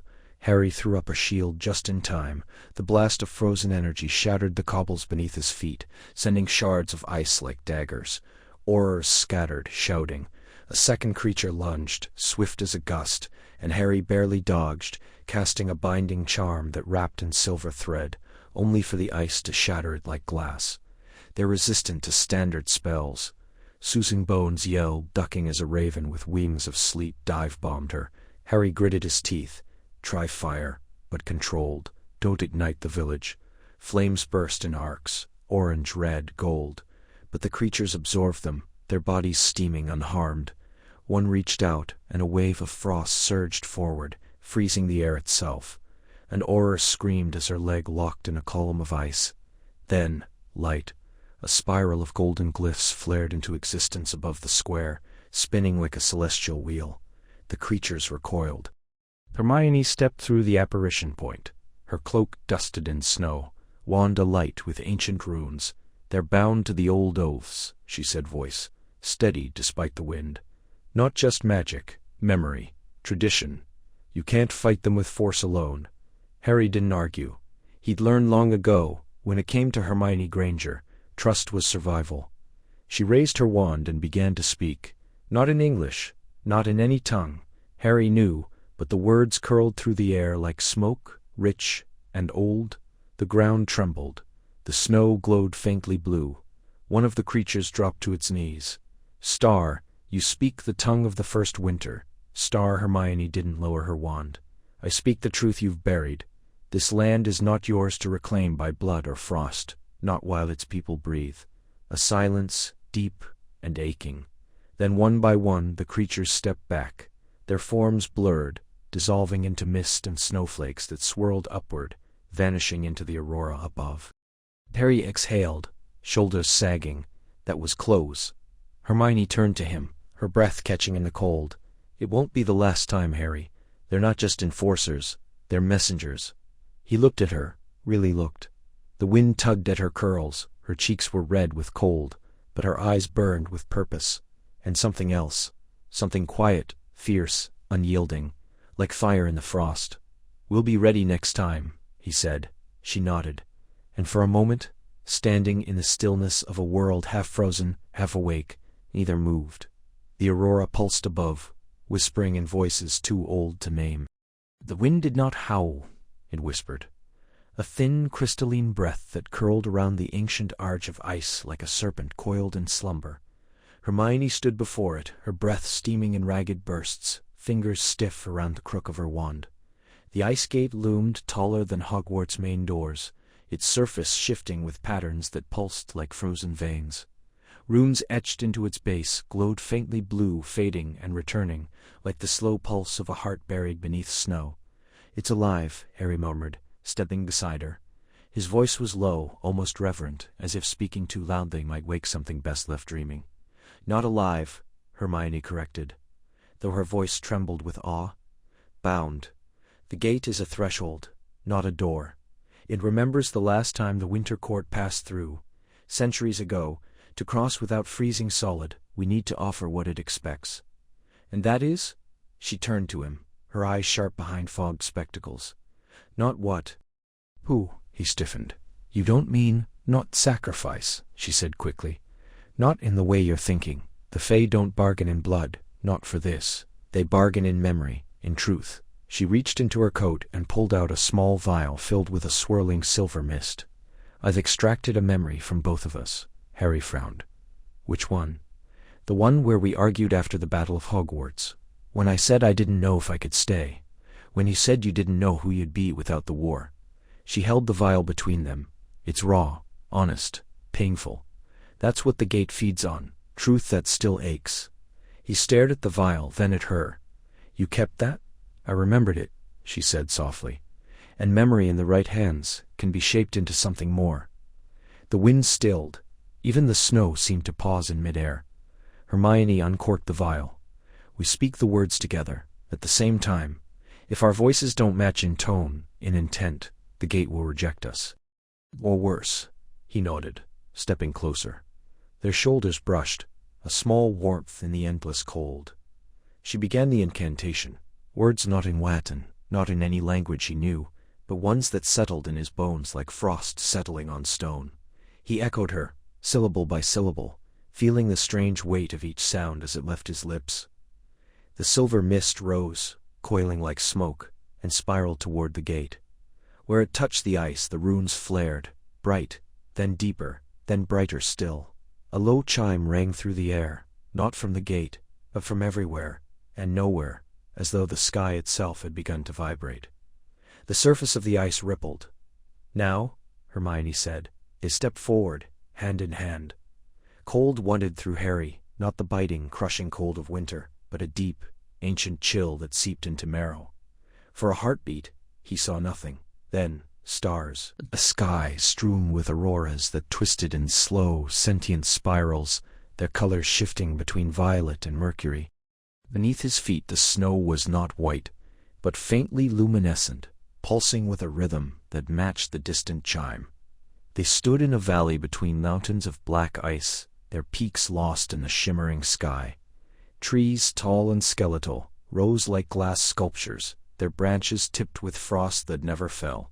In the distance, a city, no, a palace, of shifting ice and shadow stretched across the horizon, its towers bending toward the auroras as if in worship.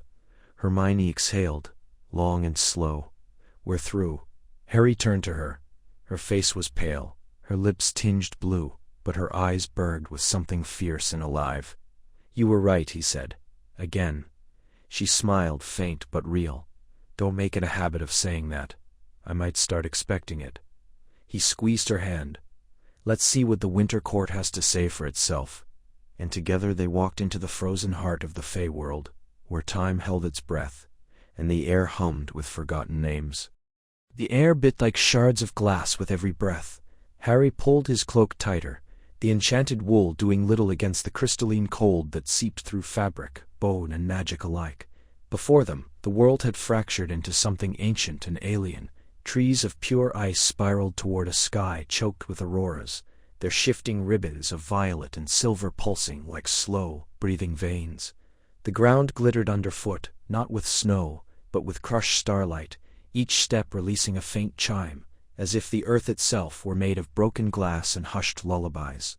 Hermione stood a few paces ahead, her breath forming frost-framed words, as she whispered into a small silver-bound book. "It's not just cold," she murmured, fingers tracing a glowing rune. "It's memory. The cold remembers everything it's touched. Time doesn't flow here. It pools, like water in a frozen well." Harry glanced at her, the blue light of the auroras catching the edges of her face, turning her into a sculpture of moonlight and resolve. "And we're still breathing. That's something, right?" She turned, offering a faint, tired smile. "Only because the court permits it. We're guests, or prisoners. The distinction hasn't been made clear. Around them, the land held its breath. Rivers of what looked like liquid mercury snaked through the ice fields, frozen mid-cascade, droplets suspended in air like beads. On an invisible string, Harry reached out, fingers hovering near one. "It's not water," he said. "It's magic. Raw. Stilled." "Time pockets," Hermione said, stepping beside him. "Fragments of moments stolen from our world. A child's laugh, a last breath, a whispered promise, frozen and hum like ornaments." She looked toward the horizon, where a great palace of black ice rose, its spires clawing at the auroras. "That's where they are, the winter court. They've been waiting." A wind stirred, not from any direction, but from star between star. Its still things carried voices. It carried voices, faint, layered, speaking in languages that twisted in the ear, syllables like icicles snapping. Harry stiffened. "They're watching." "They've always been watching," Hermione replied. "The veil between worlds is thinnest in winter. They slipped through when the first unnatural snow fell, and now they're reclaiming what they believe was taken from them." "By who? Us? By time, by progress, by forgetting." She closed her book with a soft snap. "The court believes magic is being diluted, polluted by machines, by non-magical lives lived too loudly. They think winter is the only truth. Stillness, silence, preservation." Harry exhaled, a cloud of white unraveling in the air. "And the people freezing to death in London? The crops failing? That's preservation to them? To them, it's balance." Her voice dropped. "And we have to convince them that life isn't the enemy, that warmth isn't weakness." A sound like distant bells, melodic, yet edged with warning, rippled through the air. From the ice forests, figures began to emerge. Tall, slender, draped in cloaks of raven feathers and frost-lace silk. Their faces were sharp, beautiful in a way that hurt to look at, eyes like chips of glacier. They moved without sound, their feet not quite touching the chiming ground. One stepped forward, crowned with antlers made of frozen lightning. "You trespass in the heart of remembrance," the figure said, voice echoing from everywhere and nowhere. "Why you breathe in a world that does not welcome breath?" Hermione lifted her chin. "We come in peace. We seek understanding." The Fae tilted their head, the auroras reflecting in pupils like shattered stars. "Peace is a summer word. Here we deal in truths. And your truth is warm. It flickers. It dies." Harry stepped forward, hand resting on his wand. "Not in threat, but in presence. But it also burns. It grows. It loves." Silence fell, deeper than cold. The wind stilled. Even the auroras dimmed. Then the Fae king, or queen, it was impossible to tell, smiled. "A slow, dangerous thing. Ah, so you bring fire into the frost. How interesting." Their gaze shifted between them. "Let us see how long it lasts." Snow fell without sound, each flake suspended mid-air like frozen breath.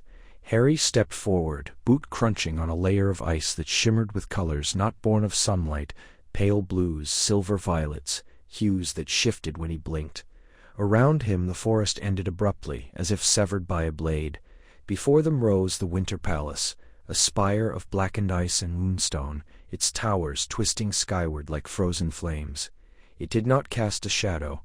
Instead, it drank the light, bending it inward as though the structure were a wound in the world. Hermione stood beside him, her breath curling in delicate spirals that did not dissipate. She reached into her coat and withdrew a small silver compass, one she'd enchanted days ago to track magical resonance. The needle spun wildly, then settled, pointing not at the palace doors, but at the very center of its tallest spire. "It's not just a building," she murmured. "It's alive, or aware." Harry tightened his grip on his wand. "You said time moves differently here." "I said it might." She exhaled sharply. "But look," she pointed. A raven hung motionless above the courtyard, wings outstretched, caught in a bubble of stillness. To the left, a deer stood mid-leap, its limbs suspended in air, eyes wide with terror or wonder. He couldn't tell. Beyond it, a fountain poured water upward, droplets frozen in perfect arcs, refracting light into spectral threads. None of it moved. None of it aged. "This is a pocket," Hermione whispered. One of the frozen moments we've been tracking, but here, it's permanent. They walked through the gates, arches of antler and ice that groaned as they passed. The air grew colder, not with the bite of winter, but with something deeper, the chill of absence. No birds sang, no wind stirred. Even their footprints vanished seconds after they formed, erased as if the ground refused to remember them. Harry glanced at Hermione. "Do you feel it?" She nodded. "Like whispers behind my eyes." Not words, impressions, regret, longing. He reached for her hand without thinking. Her fingers were cold, but they curled around his steady. The doors of the palace opened without touch. Inside, the hall stretched impossibly long, walls lined with mirrors that did not reflect them, but instead showed scenes from another age, a coronation in emerald frost, a queen weeping silver tears, a child with eyes like winter stars, vanishing into a storm. The floor was glass or ice, or something in between, and beneath it, shapes moved, figures wrapped in gauze and shadow, drifting like drowned souls. At the end of the hall, on a throne carved from a single block of glacial blue stone, sat a figure. She wore a crown of frozen thorns and starlight. Her hair, a cascade of pale silver that seemed to float as if under water. Her eyes opened before they reached her. Old, ancient, filled with the weight of centuries folded into silence. "You are not welcome," she said, and her voice was the crack of ice on a lake at dawn. Hermione stepped forward, back straight. "We mean no harm. We seek only understanding. The winter, it's not natural. It's consuming the land." The queen tilted her head, a gesture both curious and cruel. "Natural? You speak of nature as if it were yours to define. We were here before your castles, before your magic, before your names for things. We were the first winter. The true winter." Harry kept his voice low. "People are dying. Muggles, wizards, children freezing in their beds. And what of the children we lost?" The queen rose and the temperature dropped so sharply, Harry felt his lungs burn. "We were banished, forgotten, bound by oaths not of our making. And now the veil thins, the court returns, the balance must be restored." Hermione didn't flinch. Balance doesn't require suffering. There has to be another way. The queen's gaze flickered. Something like sorrow there buried deep. "You think this is cruelty? This is memory. This is justice. The world forgot us. Now, it remembers." She raised a hand. The mirrors shattered, not with sound, but with silence, each shard floating upward, forming a swirling storm of frozen glass above them. Harry pulled Hermione back. "We're not leaving without answers." The queen smiled, small and sad. "You already have them. The question is, can you bear them?" And then the hall began to shift. Walls melting into sky, floor dissolving into snow, and they were no longer standing in a palace, but in the heart of a frozen memory, where time did not move forward, but inward, and every step they took echoed, with the weight of centuries unburied. The air in the glade did not move. Snowflakes hung suspended between sky and earth, glittering like frozen breath, and the aurora coiled above in slow, serpentine pulses, humming a melody just beneath hearing. Before them, the winter court sat, not on thrones of wood or stone, but of ice that seemed carved from moonlight, translucent and shifting, as though it might dissolve at a whisper. The Fey lords were tall, impossibly so, their limbs elongated, their faces sharp as frost fractals. Their eyes held no pupils, only silver pools reflecting stolen starlight. Hermione stepped forward, her boots silent on the unmelting frost, her breath a faint plume that did not dissipate. She had studied the old rites for days, scrolls and languages that twisted the tongue, rhyme-bound oaths, the proper way to kneel without offering submission. "We come in peace," she said, voice steady, despite the cold pressing into her bones, seeking audience under the accord of thorns and frost. The High Lord, if he could be called that, tilted his head.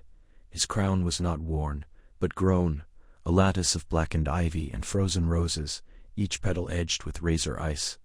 "Peace," he echoed, the word curling like smoke, "is a mortal luxury. You trespass on a season older than your kind's first fire." Beside her, Harry shifted, his auror instincts warring with the need for restraint. His wand was hidden, but he felt its absence like a missing limb. "We mean no trespass. he said, choosing his words as one might step across thin ice. The winter you've brought. It's not just magic. People are starving. Children are freezing in homes where the fire won't catch. This isn't balance. It's suffocation. A ripple passed through the court. One fey lady, her skin like birch bark, hair a cascade of silver needles, laughed, a sound like cracking glass.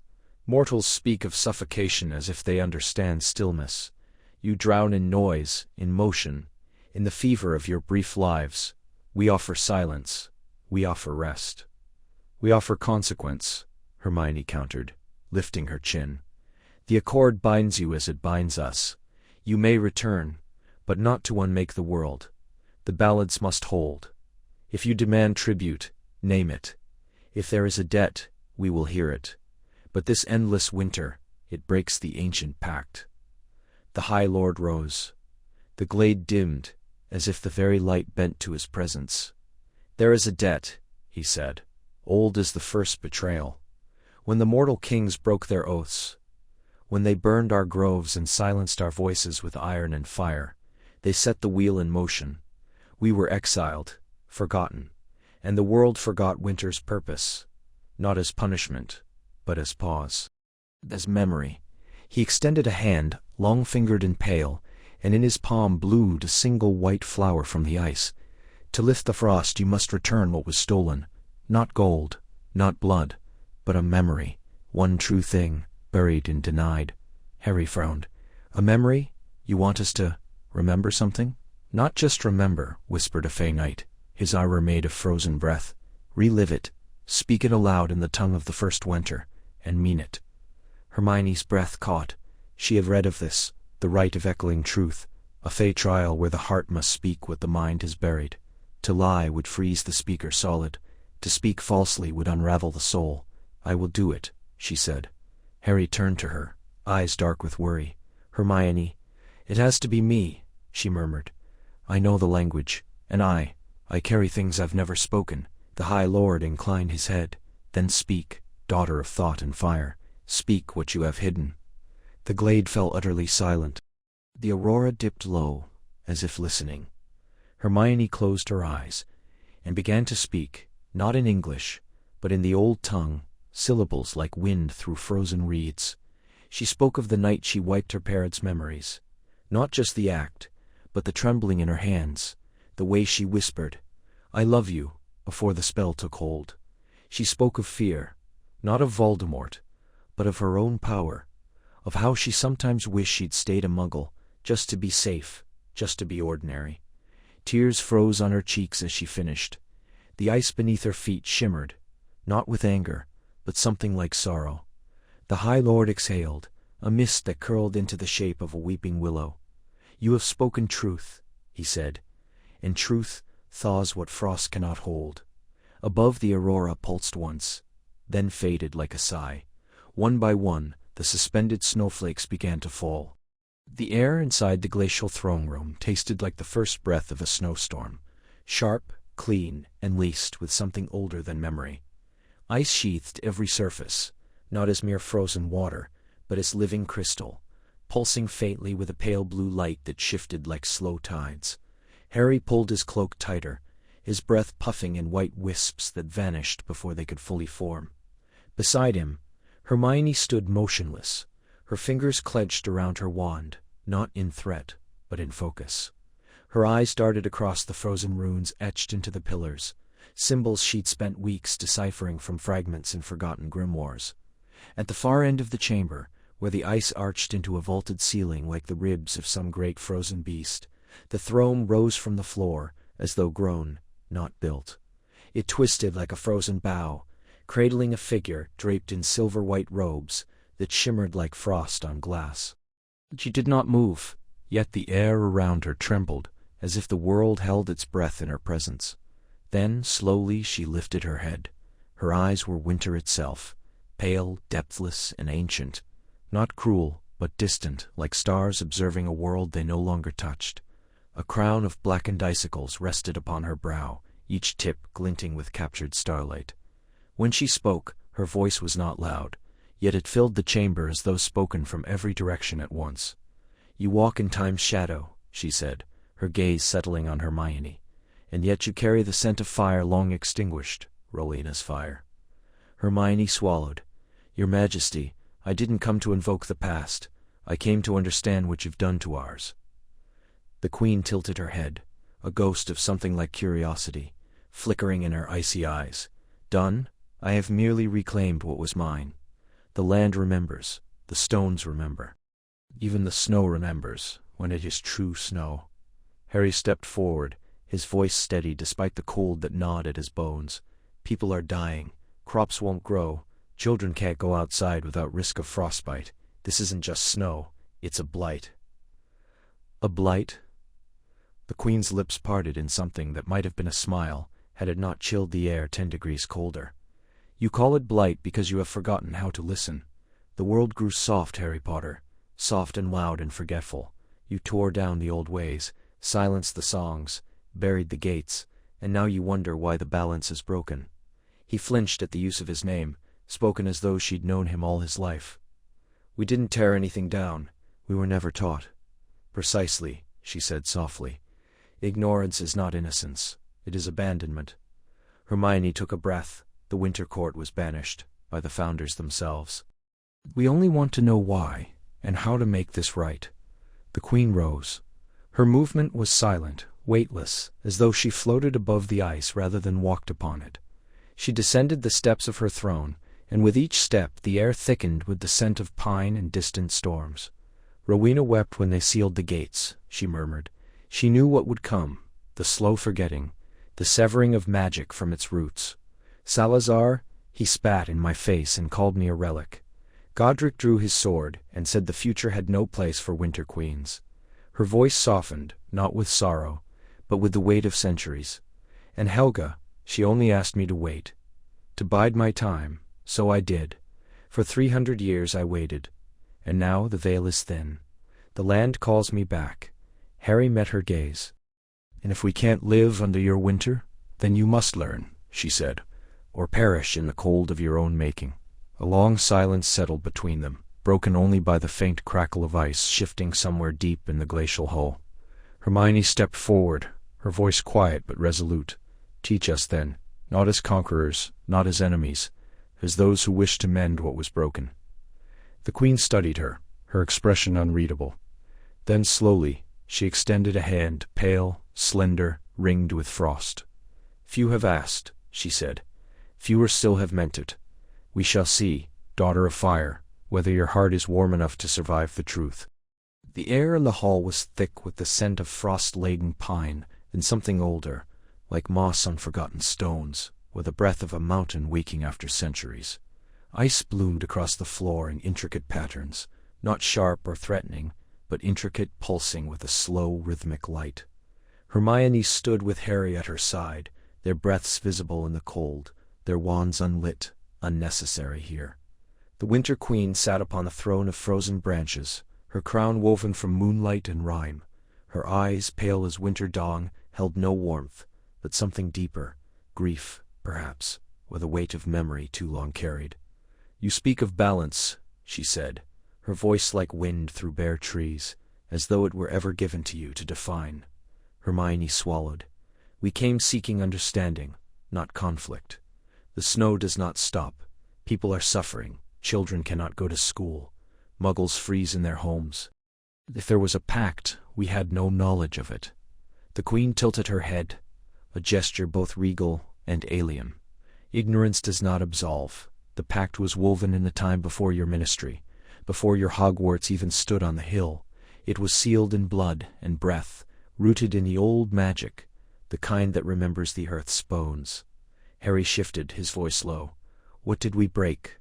A silence stretched, broken only by the soft crackle of frost spreading across the walls. Then the Queen rose. Her gown flowed like liquid snow, and the temperature dropped further, not painfully, but with a solemn pressure, as if the air itself were listening. "Your founders," she said, "came to us in humility. Rowena, Godric, Salazar, Helga. They sought sanctuary for your kind, a haven from persecution. But magic was wild then, dangerous. The land bled from misuse. So we made a bargain. We would veil your world. shield your school, lend the earth itself a hand in hiding your halls beneath ancient wards. In exchange you would honor the old ways. You would leave the wild magic untouched. No harvesting of face springs, no binding of elemental spirits, no desecration of sacred groves. Hermione's breath caught. They agreed? They swore it, the Queen said, and for the first time sorrow edged her tone. And for a time they kept their word. But ambition is a fire that consumes even the wise. Salazar sought power beyond winecraft. He turned to the heart of a trapped storm, bound it into his silver blade. Rowena took the voice of a wind sylph to sharpen her mind. Helda's healing drew from a spring that belonged to the Dryads. And Godric, he slew a guardian of the threshold, believing it a beast, not a sentinel. Harry's jaw tightened. They didn't know. Intent does not undo consequence, the Queen said. The pact frayed. The balance tilted. And when we demanded justice, your founders called us petty, superstitious. They called our laws archaic, our presence a threat to their progress. So they broke the pact with ritual fire, and forged a new ward, one that banished us beyond the veil, severing our claim to this land. Hermione felt the weight of it settle like snow on her shoulders. You were exiled, because they feared you. We were betrayed, the Queen corrected, and in our absence the wild magic withered. The land forgot its songs. The seasons grew thin, and now the frost returns not as punishment, but as memory. The earth remembers the breach. The court has come to reclaim what was taken, not to destroy, but to mend.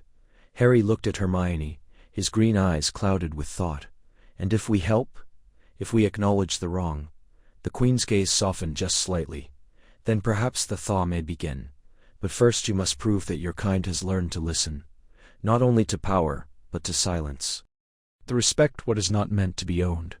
Outside the aurora shimmered, its colors shifting into shapes, trees, faces, hands reaching across time.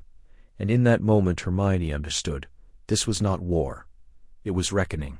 The air in the Winter Court's hall was so cold it burned to breathe, each inhale a shard of glass in the lungs.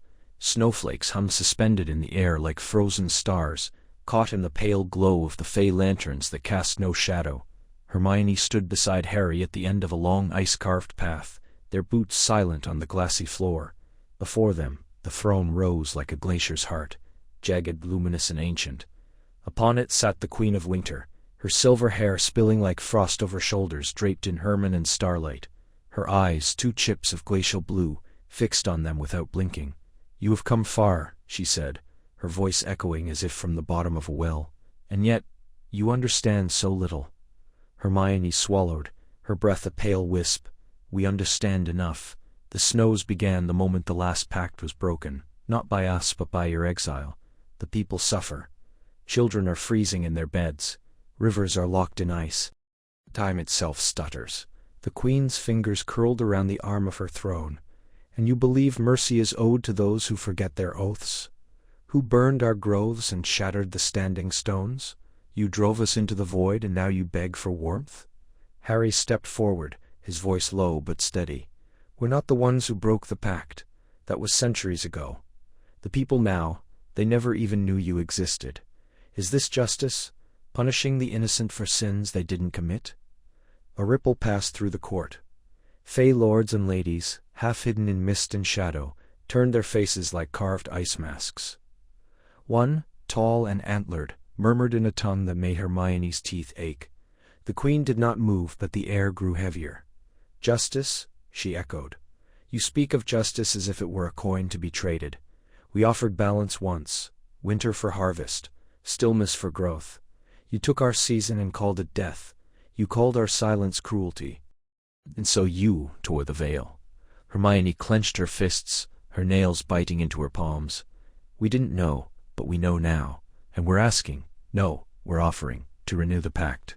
On fair terms, with understanding." The Queen tilted her head, a gesture both alien and predatory.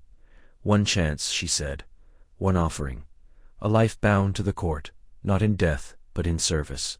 A soul that walks between worlds, magic in mind intact, to stand as witness and warden. Give us that, and the snows will recede, spring will return. Refuse, and the frost will claim every hearth, every heart, until Britain is a monument of ice. Harry turned to Hermione, his expression tight. You can't be serious. A life? Bound to the Winter Court. That's not a pact. That's a prison. It is balance, the Queen said simply. One for many, one to remember, so the rest may forget no more. Hermione's mind raced. She thought of the time pockets. A Muggle girl frozen mid-laugh in a playground. The train caught between ticks of the clock. A dog barking into endless silence. She thought of the auroras that whispered in Enochian and Old Brythonic, of the way the earth seemed to hold its breath. It has to be voluntary, she said. No one can be taken against their will. The Queen smiled, a thin, terrible thing. Of course, the choice must be freely given, but choose quickly. The veil thins. Already 12 villages have vanished beneath the snow. How many more before dawn?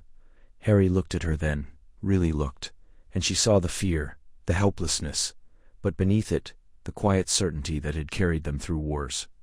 We'll find another way, he said. But Hermione knew there wasn't one. Not in time. She took a slow breath. Then I'll do it. No, Harry said, sharp as a crack of ice. She met his gaze. Yes, I understand the magic. I remember the history. If anyone can bridge the worlds, it's me. The Queen rose. The hall trembled. Then kneel, Hermione Granger, and speak your vow, or walk away and watch your world freeze. The fire crackled low between them, a fragile circle of warmth in the endless white. Outside the tent's enchanted perimeter, the snow fell without sound, thick and ceaseless, as if the sky were unraveling into powder. Hermione sat cross-legged, a book open on her lap, brittle pages etched, with runes that shimmered when the wind howled. Harry stood near the flaps, his breath a ghostly plume, as he watched the dark tree line. He'd been silent for nearly an hour. You can't just walk into their court alone, she said, not looking up. They don't negotiate with threats, Harry. They respond to balance, to offerings, to oaths. I'm not threatening them, he replied, voice low. I'm reminding them we're not helpless. You don't understand what they are. Her fingers traced a faded illustration, a silver throne wreathed in ice. 3 figures seated in stillness. They're not dark wizards. They're not even mortal. They don't fear death. They fear insult. They fear imbalance.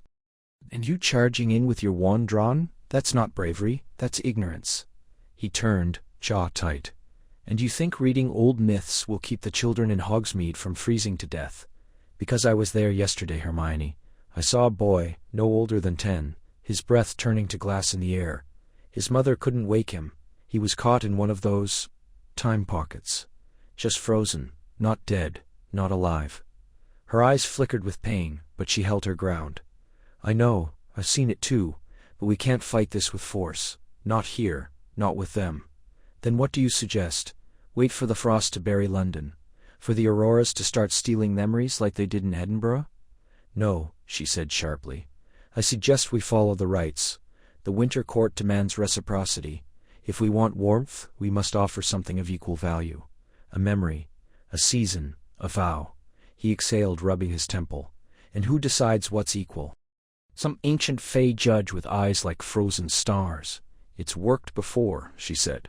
Centuries ago, when the last winter came, the high seer of the time offered her voice for a summer's return. She never spoke again, but the crops grew. Harry stared into the fire. And you'd do that? Give up something like that? I'd do what it takes. Her voice softened. But not blindly, not with rage. He looked at her then, really looked. The firelight caught the silver threads in her hair, the faint lines at the corners of her eyes. She'd aged in ways that had nothing to do with time. Loss, responsibility, the weight of knowing too much, it all lived in the quiet of her face. You always think you have to be the one to pay, he said quietly, even when we're in this together. She closed the book slowly. Because someone has to be thinking ahead. You charge in, you always do, and I can't keep pulling you back. I'm not a boy with a prophecy anymore, he said, voice rough. No, she agreed, but sometimes I wonder if you believe that. The wind outside rose, whistling through the branches like a forgotten song. The aurora above the tent pulsed, faint violet swirls bleeding across the sky. From a distance it was beautiful. Up close it whispered, words just beyond understanding, names perhaps, regrets. Harry sat across from her, hands clasping his knees. "I don't want to lose anyone else to this cold." "I don't either," she said. "But we won't save anyone if we break the rules of this world. They're not arbitrary, Harry. The Fae don't play games. They are the game." He studied the fire. "Then tell me what to do, not as Head Auror, not as whatever they call me in the papers. Tell me as someone who's stood beside me for 20 years. She reached out tentatively and placed her hand over his. His skin was cold, even by the fire. "We go together," she said. "We offer something true, not a memory, not a season, but a promise, from both of us. That we'll remember them, that we'll speak their names when the world forgets again." He turned his hand, lacing his fingers with hers.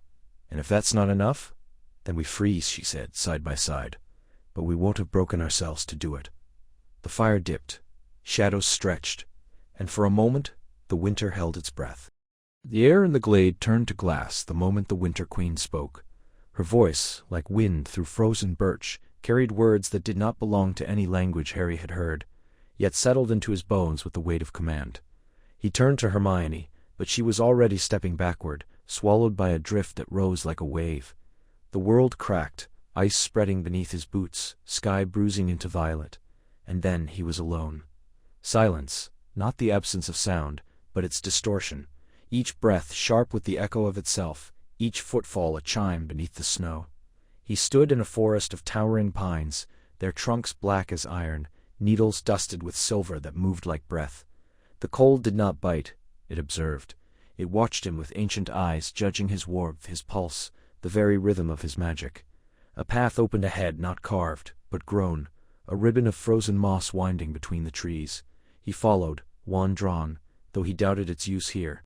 The air shimmered, and for a moment he saw Ginny standing beneath an arch of frost, her smile warm, her eyes familiar. But when he called her name, the sound froze mid-air, a tiny sculpture of ice that fell and shattered. "Do not chase phantoms, Harry Potter," came a voice from the trees. Not spoken, etched into the bark itself. "The heart must face what it hides, not what it wishes." He clenched his jaw. "Then show me what I'm hiding." The forest shifted. Snow fell upward, and he was on a battlefield, not Hogwarts, not even from this war, but one of his dreams, the one he'd never told anyone about. A sky choked with ash, a child's hand clutching a broken wand, and him, older, hollow-eyed, standing over a throne of ice, wearing a crown of thorns and frost. "You know this place," the wind whispered. "It's not real," he said, but his voice trembled. "It is possible. It is fear, and fear is truth here." He stepped forward, snow rising around his calves like memory. The child looked up. Her face, Hermione's but not, gaunt, angry, betrayed. "You left us," she said. "You chose peace over people." "I chose to stop the killing," he said. "And what is this?"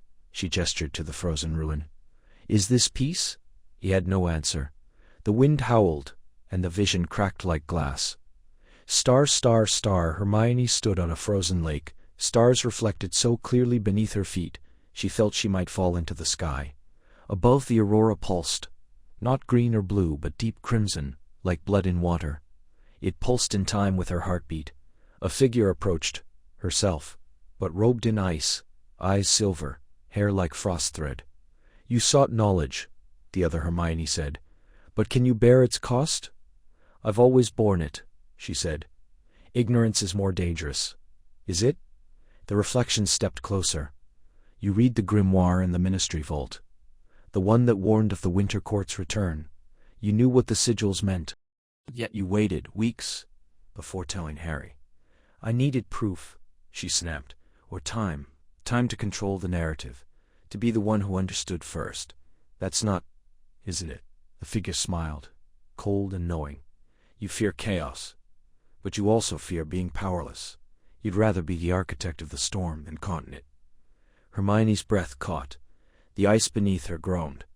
"You think love makes you weak," the figure continued. "But it doesn't.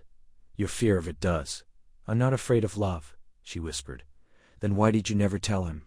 the aurora flared. The ice cracked, and she saw Harry, years from now, standing at a grave, shoulders bowed, her name on the stone, and no one beside him. She fell to her knees. I stayed because I had to. Because someone had to keep him grounded. Or because you were afraid he wouldn't need you if you were just Hermione. Tears froze on her cheeks. The figure reached out. To pass, you must let go. Not of knowledge, but of the need to carry it alone. The lake shattered. Star, star, star. They woke on the glade's edge, dawn bleeding pale gold through the trees. Snow still fell, but softer now. Human. Harry reached for her hand without thinking. She took it, fingers numb but holding tight. Neither spoke, but the silence between them was different now.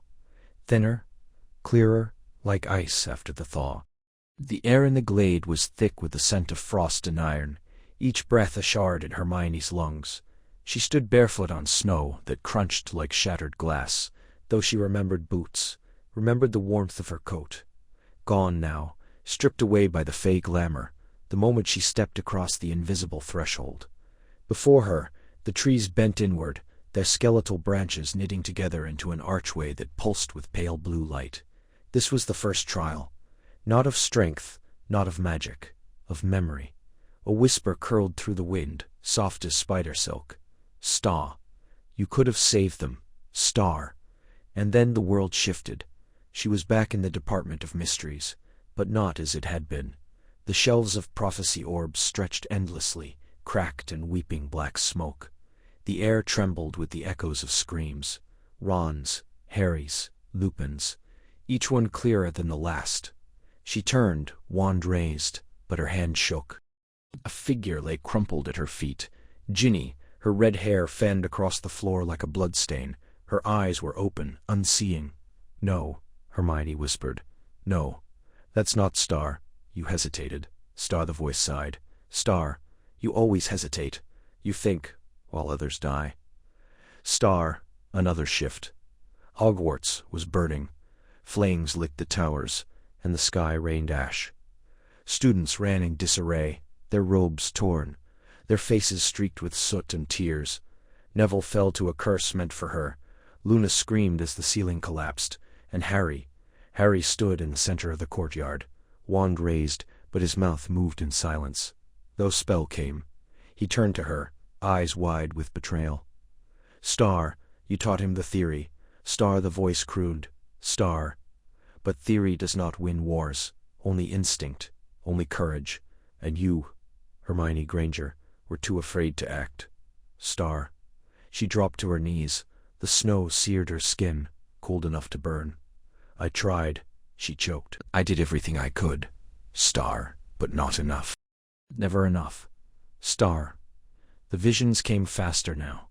Her parents lost not to memory charms, but to her own arrogance.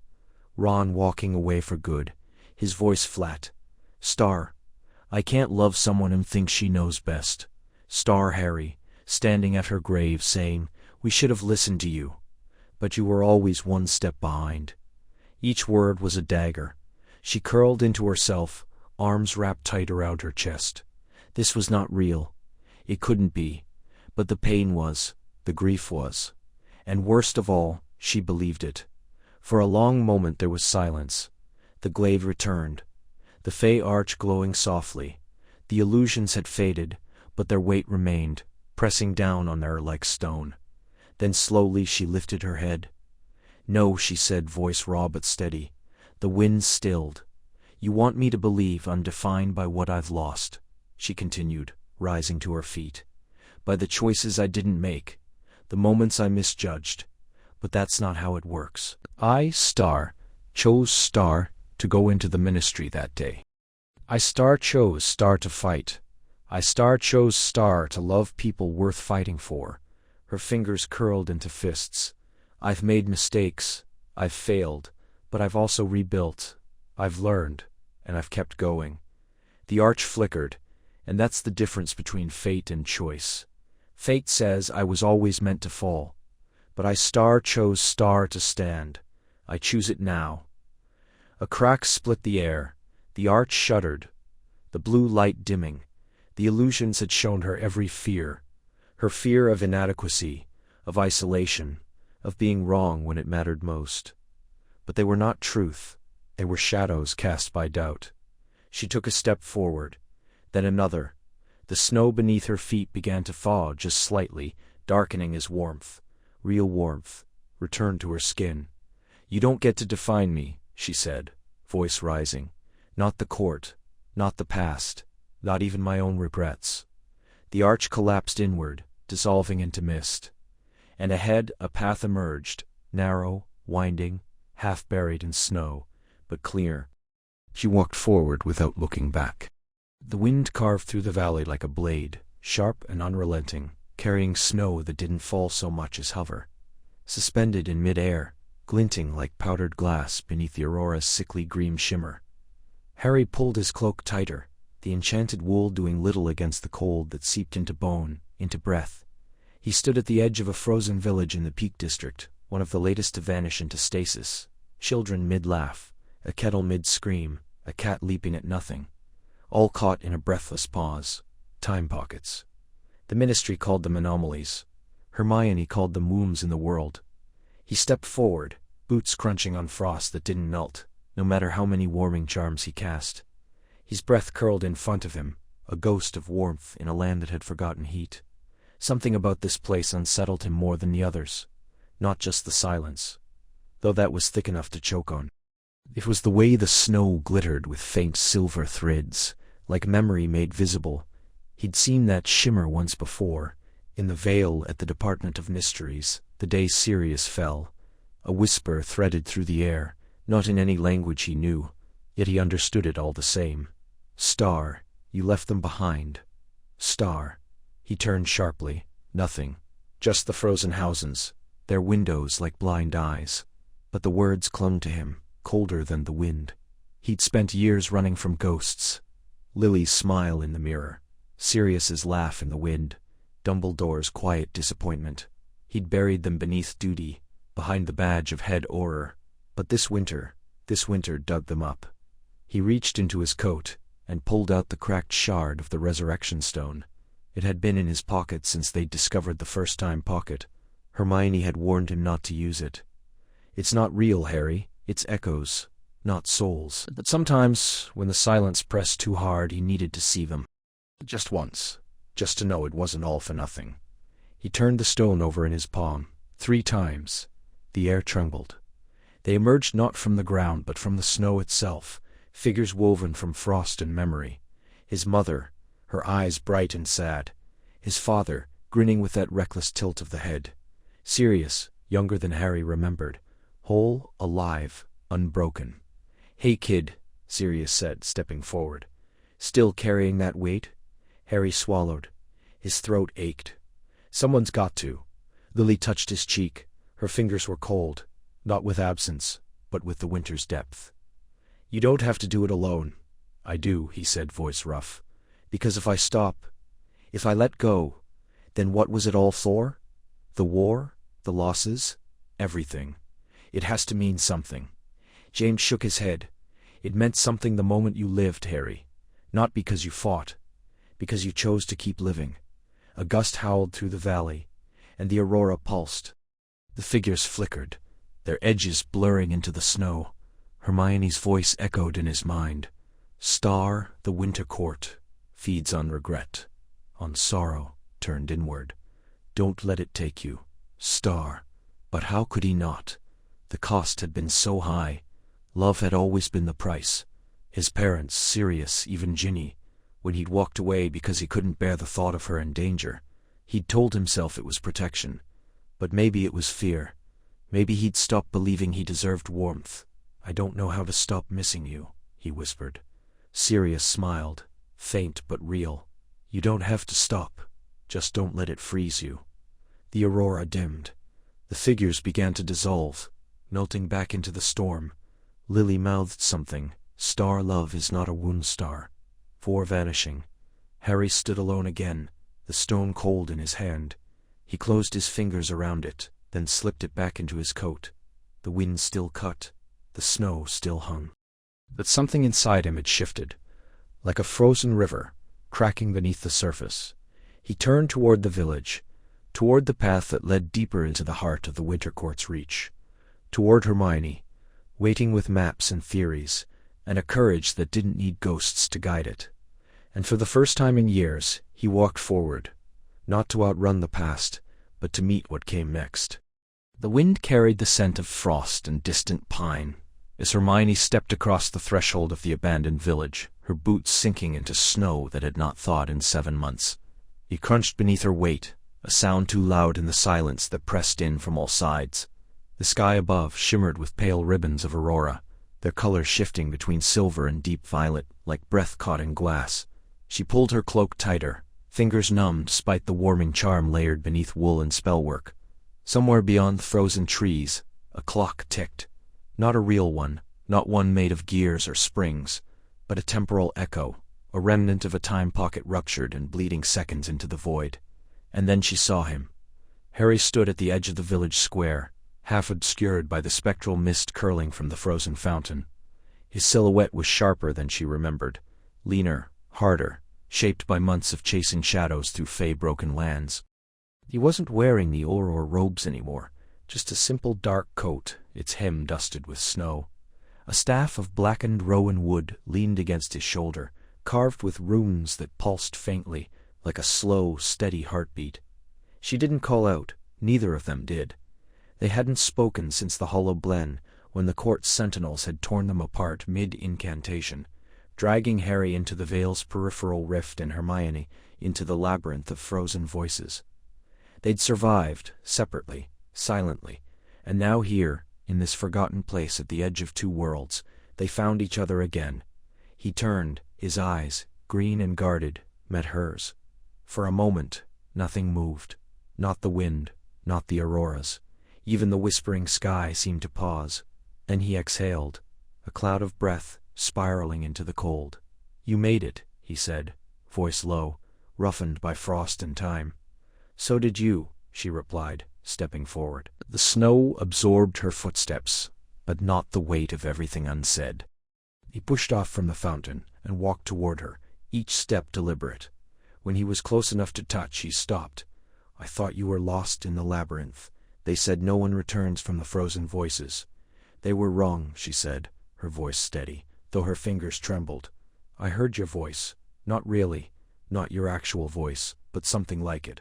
A memory, a thread. I followed it." He looked down, then back up, something raw flaring at his gaze. "I saw you too, in the Vale's edge. You were speaking, but I couldn't hear, just your lips moving, like time had been cut out between us."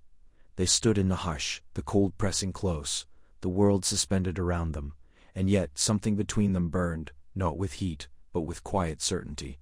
"I found the seal," she said finally, "the one that binds the Winter Court to our world. It's beneath the old stone circle, 3 miles east. But it's not just magic, Harry, it's a bargain. Promise broken centuries ago. The court isn't invading, they're returning. We exiled them, and now they want balance." He nodded slowly, absorbing it.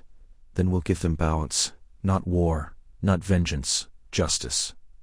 She smiled then, faint but real. "Since when did you become the diplomat?" "Since you weren't there to do it for me," he said, and for the first time in months there was warmth in his voice. A single snowflake landed on her cheek, then another. The auroras above pulsed, their whisper fading into something softer, almost like a lullaby. He reached out, not touching her face, but hovering, a question in the space between them. She closed it, and in that moment, beneath a sky stitched with ancient light, 2 souls, weathered by trial and silence, found their way back, not to who they had been, but to who they had become, together. The air in the glacial hall hummed with a cold that did not bite but settled, deep, ancient, and watchful. Ice arched overhead in ribbed vaults, carved not by hand but by time and intent, glowing faintly with trapped starlight. Before them stood the Winter Court, figures of frost-limbed elegance, their eyes like chips of moonstone, their voices the hush between snowflakes. At the center, the High Warden of Frost, a being neither old nor young, raised a hand, and the silence thickened. Hermione stepped forward, her breath a pale wisp in the still air. She wore no cloak, only the layered robes of a magical envoy, charmed against cold, but not against weight. "The pact you once made," she said, voice steady, despite the tremor in her fingers, "was broken not by us but by forgetting. We did not honor the borders, we did not speak your names, but we are here to remember." Harry stood beside her, his auror's robes dulled by frost, his wand not drawn but present, a symbol, not a threat. He watched the Fae, their stillness unnerving, their presence like the breath before a storm. "We're not asking for dominion," he added, "or for your withdrawal. We're asking for balance, a new understanding, written in magic, sealed in truth." The High Warden tilted their head.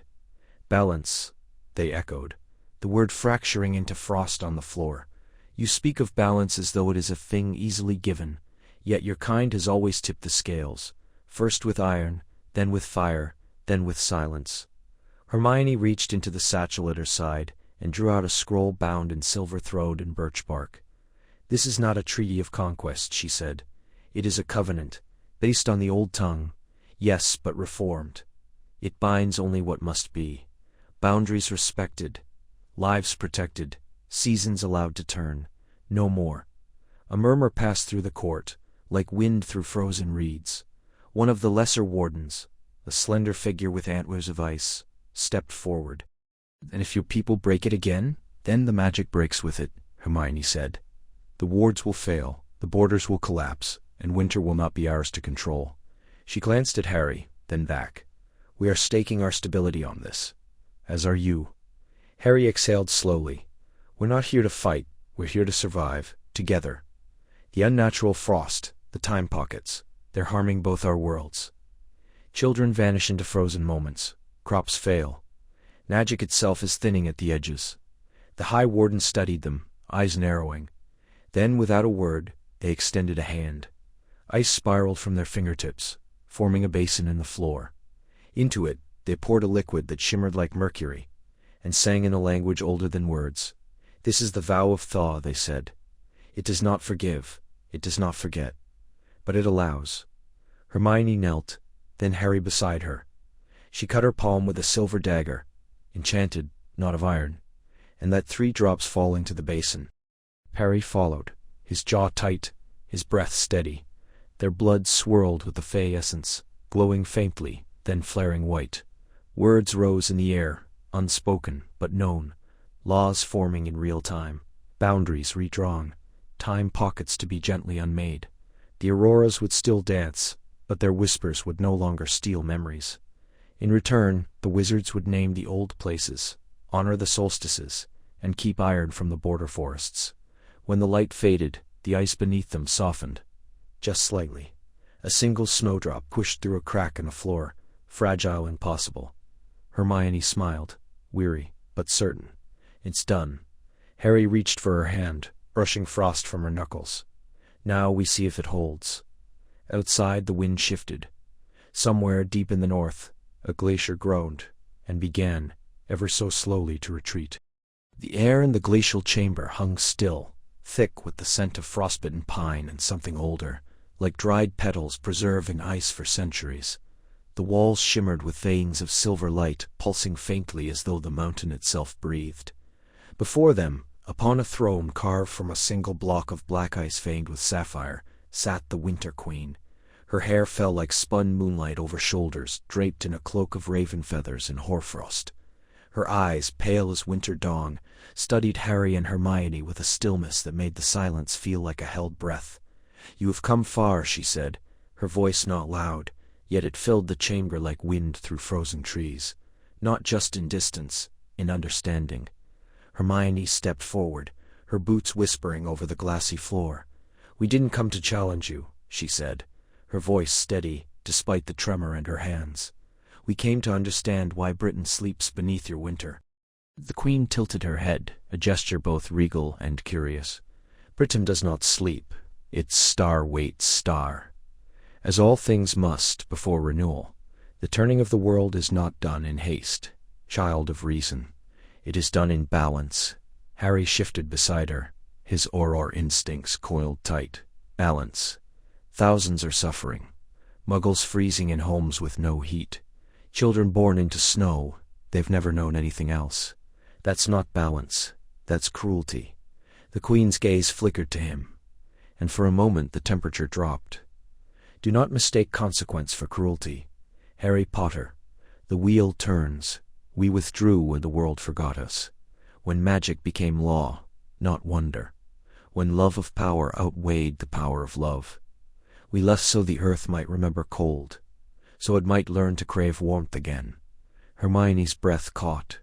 And now the queen rose, and the chamber seemed to bow with her. Now the heart of the old world stirs. The bond between those who should be divided, warrior and scholar, instinct and intellect, fire and frost, has grown strong enough to be felt across the veil. She stepped down from the dais, her bare feet leaving no mark on the ice. Before them, she raised a hand, and between her fingers, a single snowflake formed, not falling, but star-living star, spinning with colors that had no name. It pulsed once, and in that pulse, Hermione saw a memory. Harry reaching for her hand in the Department of Mysteries, the warmth of his palm, even as the world shattered around them.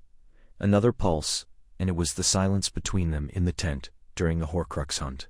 Words unspoken, but everything understood.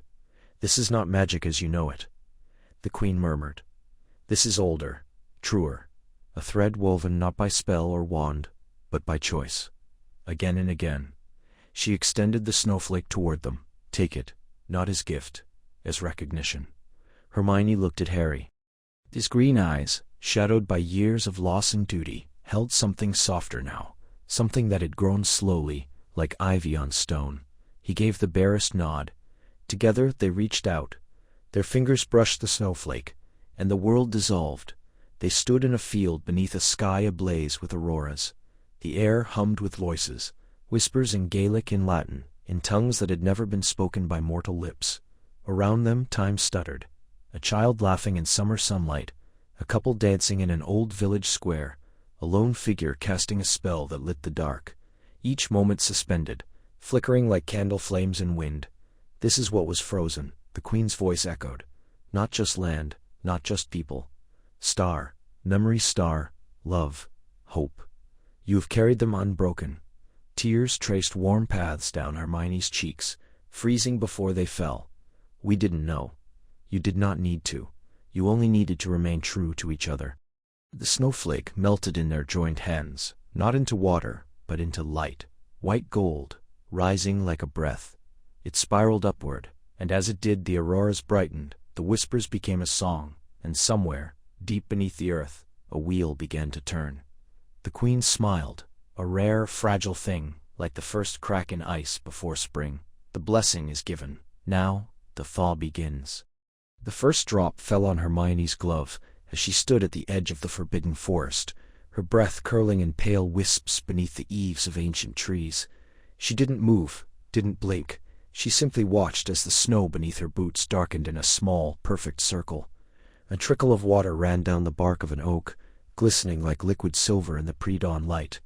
Around her, the silence was different, not the hollow, suspended quiet of the frozen time pockets, but the fragile stillness of something holding its breath. It's working, Harry said beside her, voice low, as if speaking too loudly might break the spell. She turned to him, her eyes wide and searching. It shouldn't be this fast. The pact was only sealed at midnight. The winter court's magic is slow, deliberate, like frost spreading across glass. This is a thaw. Harry glanced down at his own hands, flexing his fingers inside his gloves. The cold that had seeped into his bones for months, cold that no fire could touch, no charm dispel, was receding. He could feel it. The weight in the air, the constant pressure of time caught between seconds, had lifted. A robin, tentative and brave, landed on a nearby branch, shaking off a clump of snow. It chirped once, a real sound, not a frozen echo. I think, he said slowly, they meant it when they said they'd honor the pact. Hermione exhaled, long and slow. They gave up their claim on the mortal world. No more stolen moments, no more frozen lives. In return, we agreed to remember them, not as monsters or myths, but as part of the balance. A court of winter, not conquerors. She looked up. The sky, once streaked with auroras that pulsed like living runes, was now a deep, clear indigo. The lights were gone. In their place, the stars shone with a clarity she hadn't seen in years. Orion's belt gleamed above the treetops. A single shooting star traced a brief, silent arc across the heavens. "They're leaving," she whispered. Harry nodded. "We're choosing not to be seen. Either way, it's over." They stood together as the forest began to wake. Snow dripped from branches in gentle patters. A brook, buried beneath ice since October, gurgled faintly beneath a cracking sheet of frost. Somewhere deep in the woods, an animal moved, light-footed, curious. Life returning, not all at once, but in soft increments. Hermione took a step forward, then another. The ground squelched beneath her boots. She laughed softly, disbelieving. Harry turned to her, smiling. "You did it." "I didn't do it alone," she said, glancing at him. "You were the one who spoke to the Winter King. You looked him in the eye and said the words we'd agreed on, without flinching, even when the air turned to knives." "I trusted you," he said simply. "And I remembered what you said, that they don't hate warmth. They just don't understand it. So I offered it, not as weakness, as a gift." She looked at him then, really looked. His wind-chapped cheeks, the dark circles that still lingered beneath his eyes, the way his scarf was wrapped just a little too tight, like he hadn't quite believed the cold would ever leave. And she reached out, not speaking, and touched his hand. He didn't pull away. Their fingers brushed, then laced together, gloved but warm. A simple thing, a small thing, but after months of ice and silence, of time standing still, and hearts held in check, it felt like a revolution.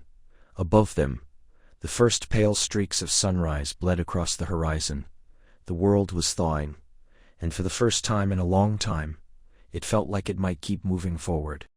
The air cracked like frozen glass as they stepped through the shimmering veil, the weight of the winter realm peeling away in brittle layers. Hermione gasped, her breath a plume of white in the sudden silence of the mortal dawn. The snow here was different, damp, familiar, already beginning to slush underfoot. Not the endless, crystalline hush of the fey winter that had swallowed time itself. She looked down at her hands, half expecting to see frost still clinging beneath her nails, but the skin was pale, trembling, alive. Harry stood beside her, shoulders bowed as if released from an invisible yoke. His scar, long silent, had pulsed rhythmically during their time in the court, responding to cold magic older than Hogwarts, older than wizardry itself. Now it was still, though a faint tracery of silver veins lingered just beneath the skin, barely visible unless the light struck it right. He exhaled slowly, long and low, like a man surfacing from deep water. "It's over," he said, voice rough. Hermione tightened her coat around her, shivering. "It's not over. It's only just begun." A weak sun strained through the low clouds above the Scottish moors, casting long shadows across the heather.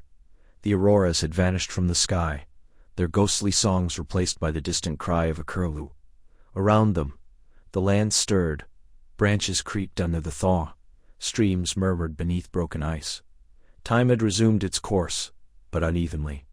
A stone wall nearby bore patches of frost untouched by the warming air, as though time pockets still lingered, resisting release. Harry turned to look back at the archway, the ancient standing stones that had served as the gate between realms. Now dark and inert, they stood like sentinels of a forgotten myth. But he knew better. The Winter Court had not disbanded. It had withdrawn, and they had left a debt unpaid.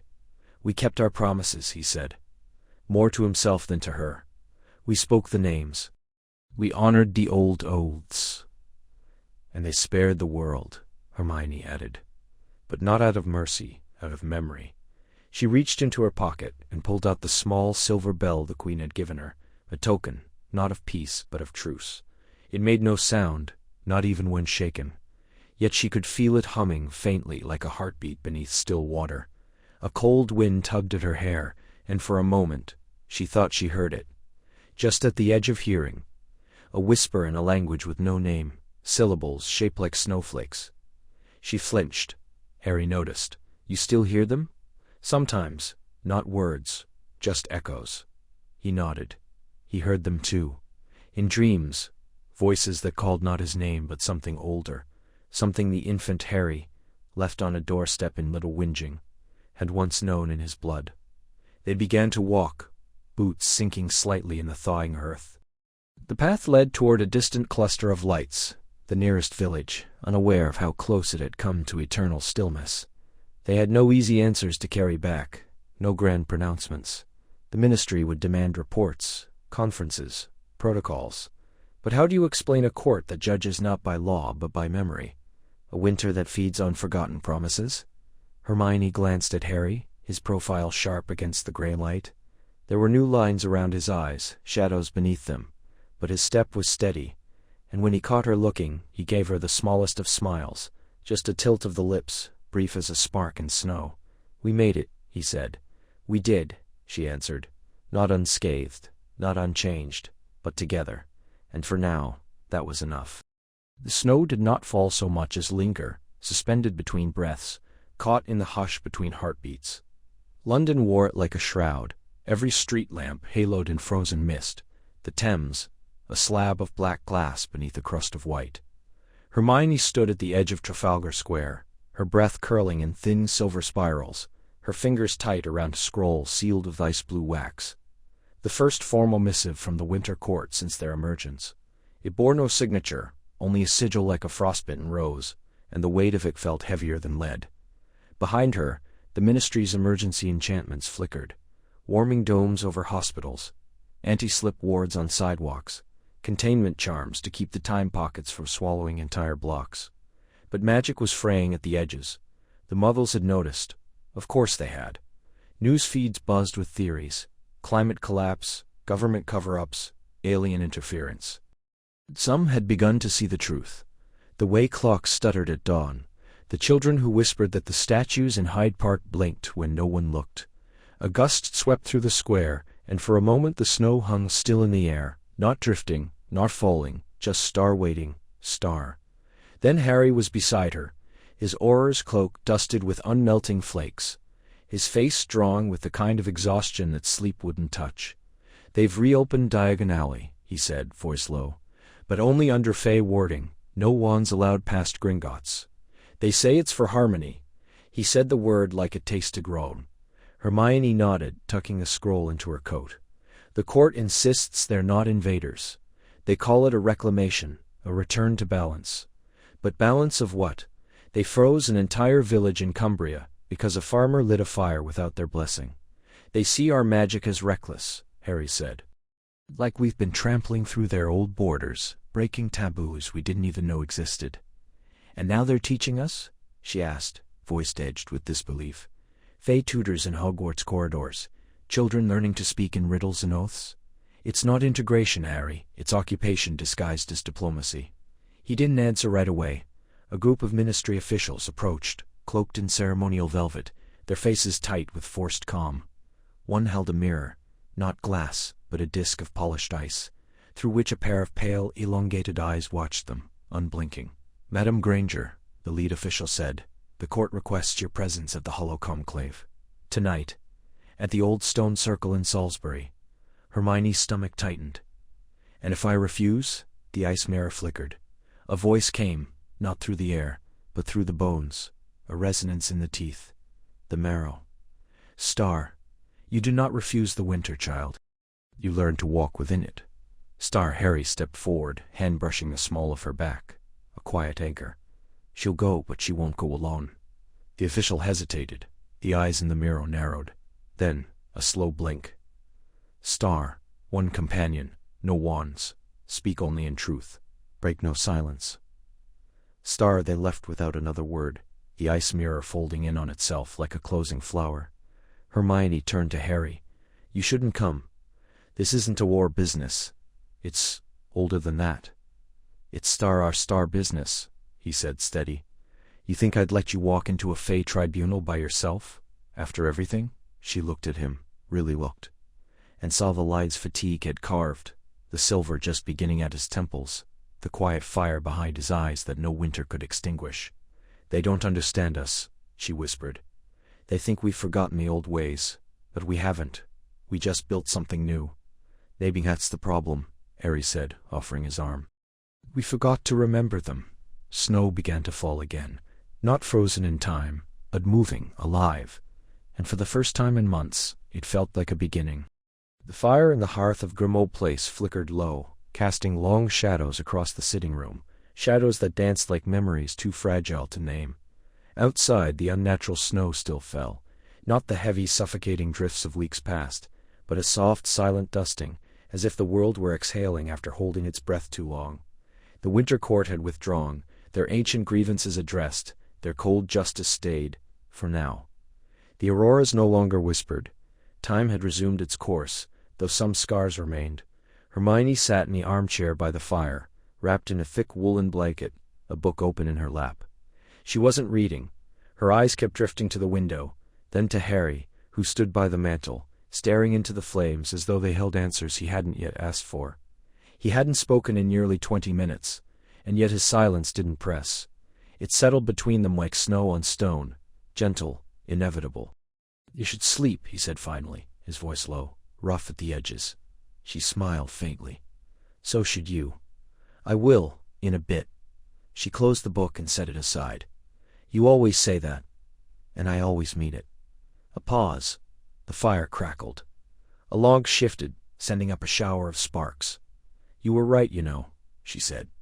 "About the glade, about not pushing them into war." He turned to look at her then, one brow slightly raised. "You weren't wrong either. They needed to be reminded they weren't untouchable."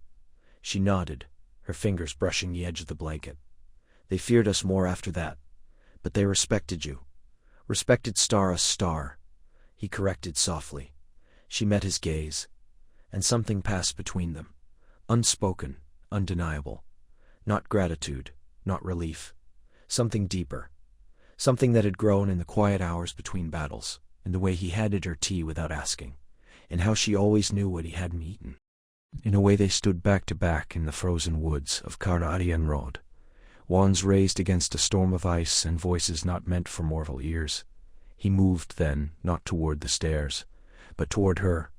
He knelt beside the chair, close enough that she could feel the warmth of him, could see the faint lines at the corners of his eyes, the silver glint in his hair that hadn't been there 2 years ago.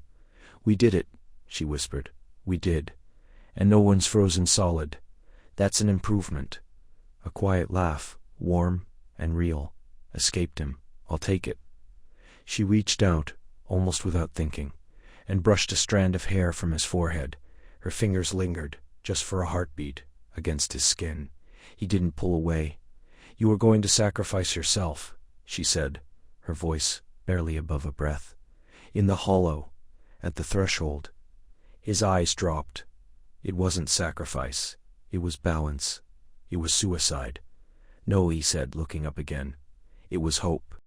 I knew you'd find another way. Because you trust me. Because I know you." The words hummed in the air, simple and staggering. She felt her breath catch, just slightly. Outside, the snow continued to fall. Inside, the fire burned low, but steady. He didn't move away, neither did she. And in that stillness, in the quiet after the storm, something shifted. Not with a declaration, not with a touch too bold, but with the weight of all they had carried, all they had survived, and the quiet certainty that they no longer needed to carry it alone. The air smelled of damp earth and cherry blossoms, a sweetness so sharp it almost stung after months of frozen silence. Petals drifted like pink snow from the branches of the newly awakened trees, catching in Hermione's hair as she stood beneath the old wisteria near the Black Lake. It had taken 12 weeks for the thaw to truly set in, for the unnatural frost that gripped the highlands to recede like a defeated army. Even now, in the warmth of late April, a faint shimmer of cold still clung to the stones of Hogwarts, as if the castle itself remembered the weight of endless winter. Harry stood beside her, hands tucked into the pockets of his worn Auror's coat, sleeves rolled to the elbows despite the spring chill. He didn't speak at first. He rarely did these days, when they found themselves like this, quiet, unobserved, wrapped in something too delicate to name. The victory over the Winter Court had not been won with swords or spells alone, but with words, with bargains, with Hermione's voice rising in the ancient tongue of the Fae, while Harry stood at her back, his wand steady, his presence, a silent vow. "Star, I am here. You are not alone." "Star," a breeze stirred the blossoms, and one landed on the collar of his coat. Hermione reached out, brushing it away, her fingers grazing the wool just above his pulse. He stilled, but didn't pull back. "They're planting new saplings by the whomping willow," she said softly. "Magical hybrids, resistant to frost, resilient to time distortions. Neville says they'll bloom twice a year if we're lucky." Harry nodded, eyes still on the lake. The water once locked beneath a sheet of black ice that whispered with trapped voices, now rippled under the pale sun. He always did have a way with things that shouldn't grow. A laugh touched her lips, small and warm. "Like hope?" He turned to her then, really looked at her, and something in his expression softened, not all at once, but like ice yielding to sunlight, grain by grain. "Like you," he said, voice low, "you grew where no one thought anything could." She looked down, fingers twisting a loose thread on her sleeve. "I didn't do it alone, no," he agreed. "But you were the one who remembered the treaties, who walked into the court's hollow and spoke their own laws back to them, who didn't flinch when the Queen asked for a memory in exchange for peace." Her breath caught. That memory, her 7th year, the 3 of them by the fire in the tent, Harry playing chess with Ron, the sound of rain on canvas. She hadn't told him which one she'd given up, but she saw it sometimes in his eyes, the way he studied her a little too closely when she laughed at an old joke, as if checking whether she still remembered why it was funny. He reached out then, slowly, giving her time to pull away. When she didn't, his hand cupped her cheek, calloused thumb brushing the corner of her eye. "I would have given anything to keep you from having to choose." "You did," she whispered. "You offered your life. That was the only reason they relented." "It wasn't a choice," he said. "Not really." She leaned into his touch, just slightly, and for a moment the world narrowed to the warmth of his palm, the soft rustle of petals in the wind, the quiet certainty of his presence. Behind them, the castle stood whole again, its towers catching the sunlight, Duven's laughter drifting from the open doors of the great hall. Spring had returned, not with a fanfare, but with the slow, stubborn return of life.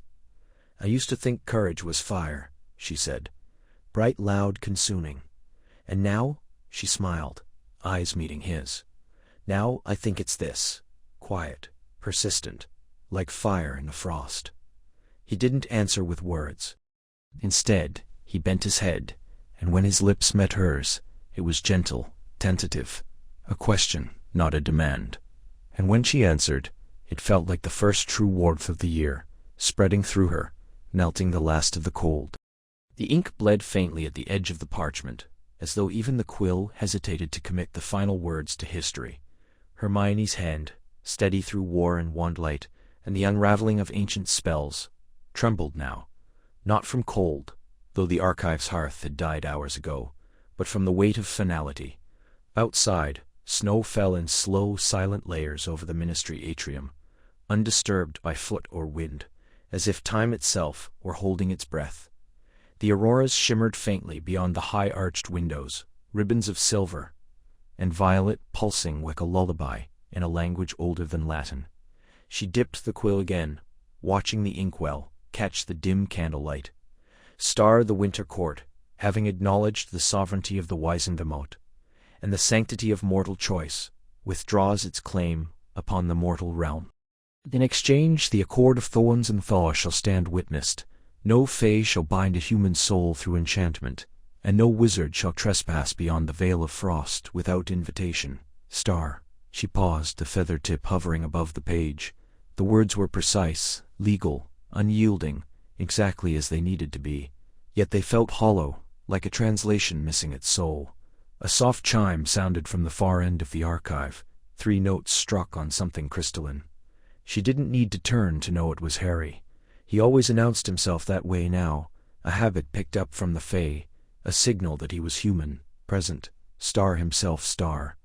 His boots whispered against the stone floor, and warmth followed him like a trailing cloak. "You're still here," he said, setting a steaming cup beside her. The scent of spiced cider curled into the air, sweet with cinnamon and star anise. "I had to finish it," she replied, not looking up. "If it's not written, it's not real." "Not in magic." He leaned against the table, arms crossed, watching the auroras. "They're quieter tonight. They're mourning," she said softly, "or remembering. I'm not sure there's a difference in their world." He nodded, as if he understood. Maybe he did. He had stood before the Winter Queen and spoken not as a conqueror, but as a witness. He had offered no threats, only truth, about loss, about love, about the way people change, and somehow that had been enough. Hermione finally signed her name at the bottom of the parchment, the flourish of her last letter, sharp and sure. The ink glowed faintly, then settled into permanence. The magic accepted it. "It's strange," she said after a moment. "They live in moments, not years, not decades. A single winter song can last 100 mortal lifetimes. And yet, they understood what we meant by promise." Harry picked up the document carefully, as if it were a sleeping bird. "Maybe promises aren't about time. Maybe they're about intention." She turned to look at him then. His face was tired, shadowed by months of sleepless nights and fey riddles spoken in riddles. But his eyes were clear. "Green, familiar, star is star. You always make it sound so simple." "I don't," he said with a small sigh. "I just know what matters." Outside the snow shifted. Not falling, not melting, but star bowing star, as though something vast and unseen were passing beneath it. The auroras dim, then flared once, brightly, like a farewell. Hermione reached for his hand. Cold at first, then warming in hers. "We did it." "We did," he said. But he didn't move. Neither did she. There were no grand declarations, no sweeping gestures. Just two people, standing in a silent archive, holding on as the world began, slowly, to thaw.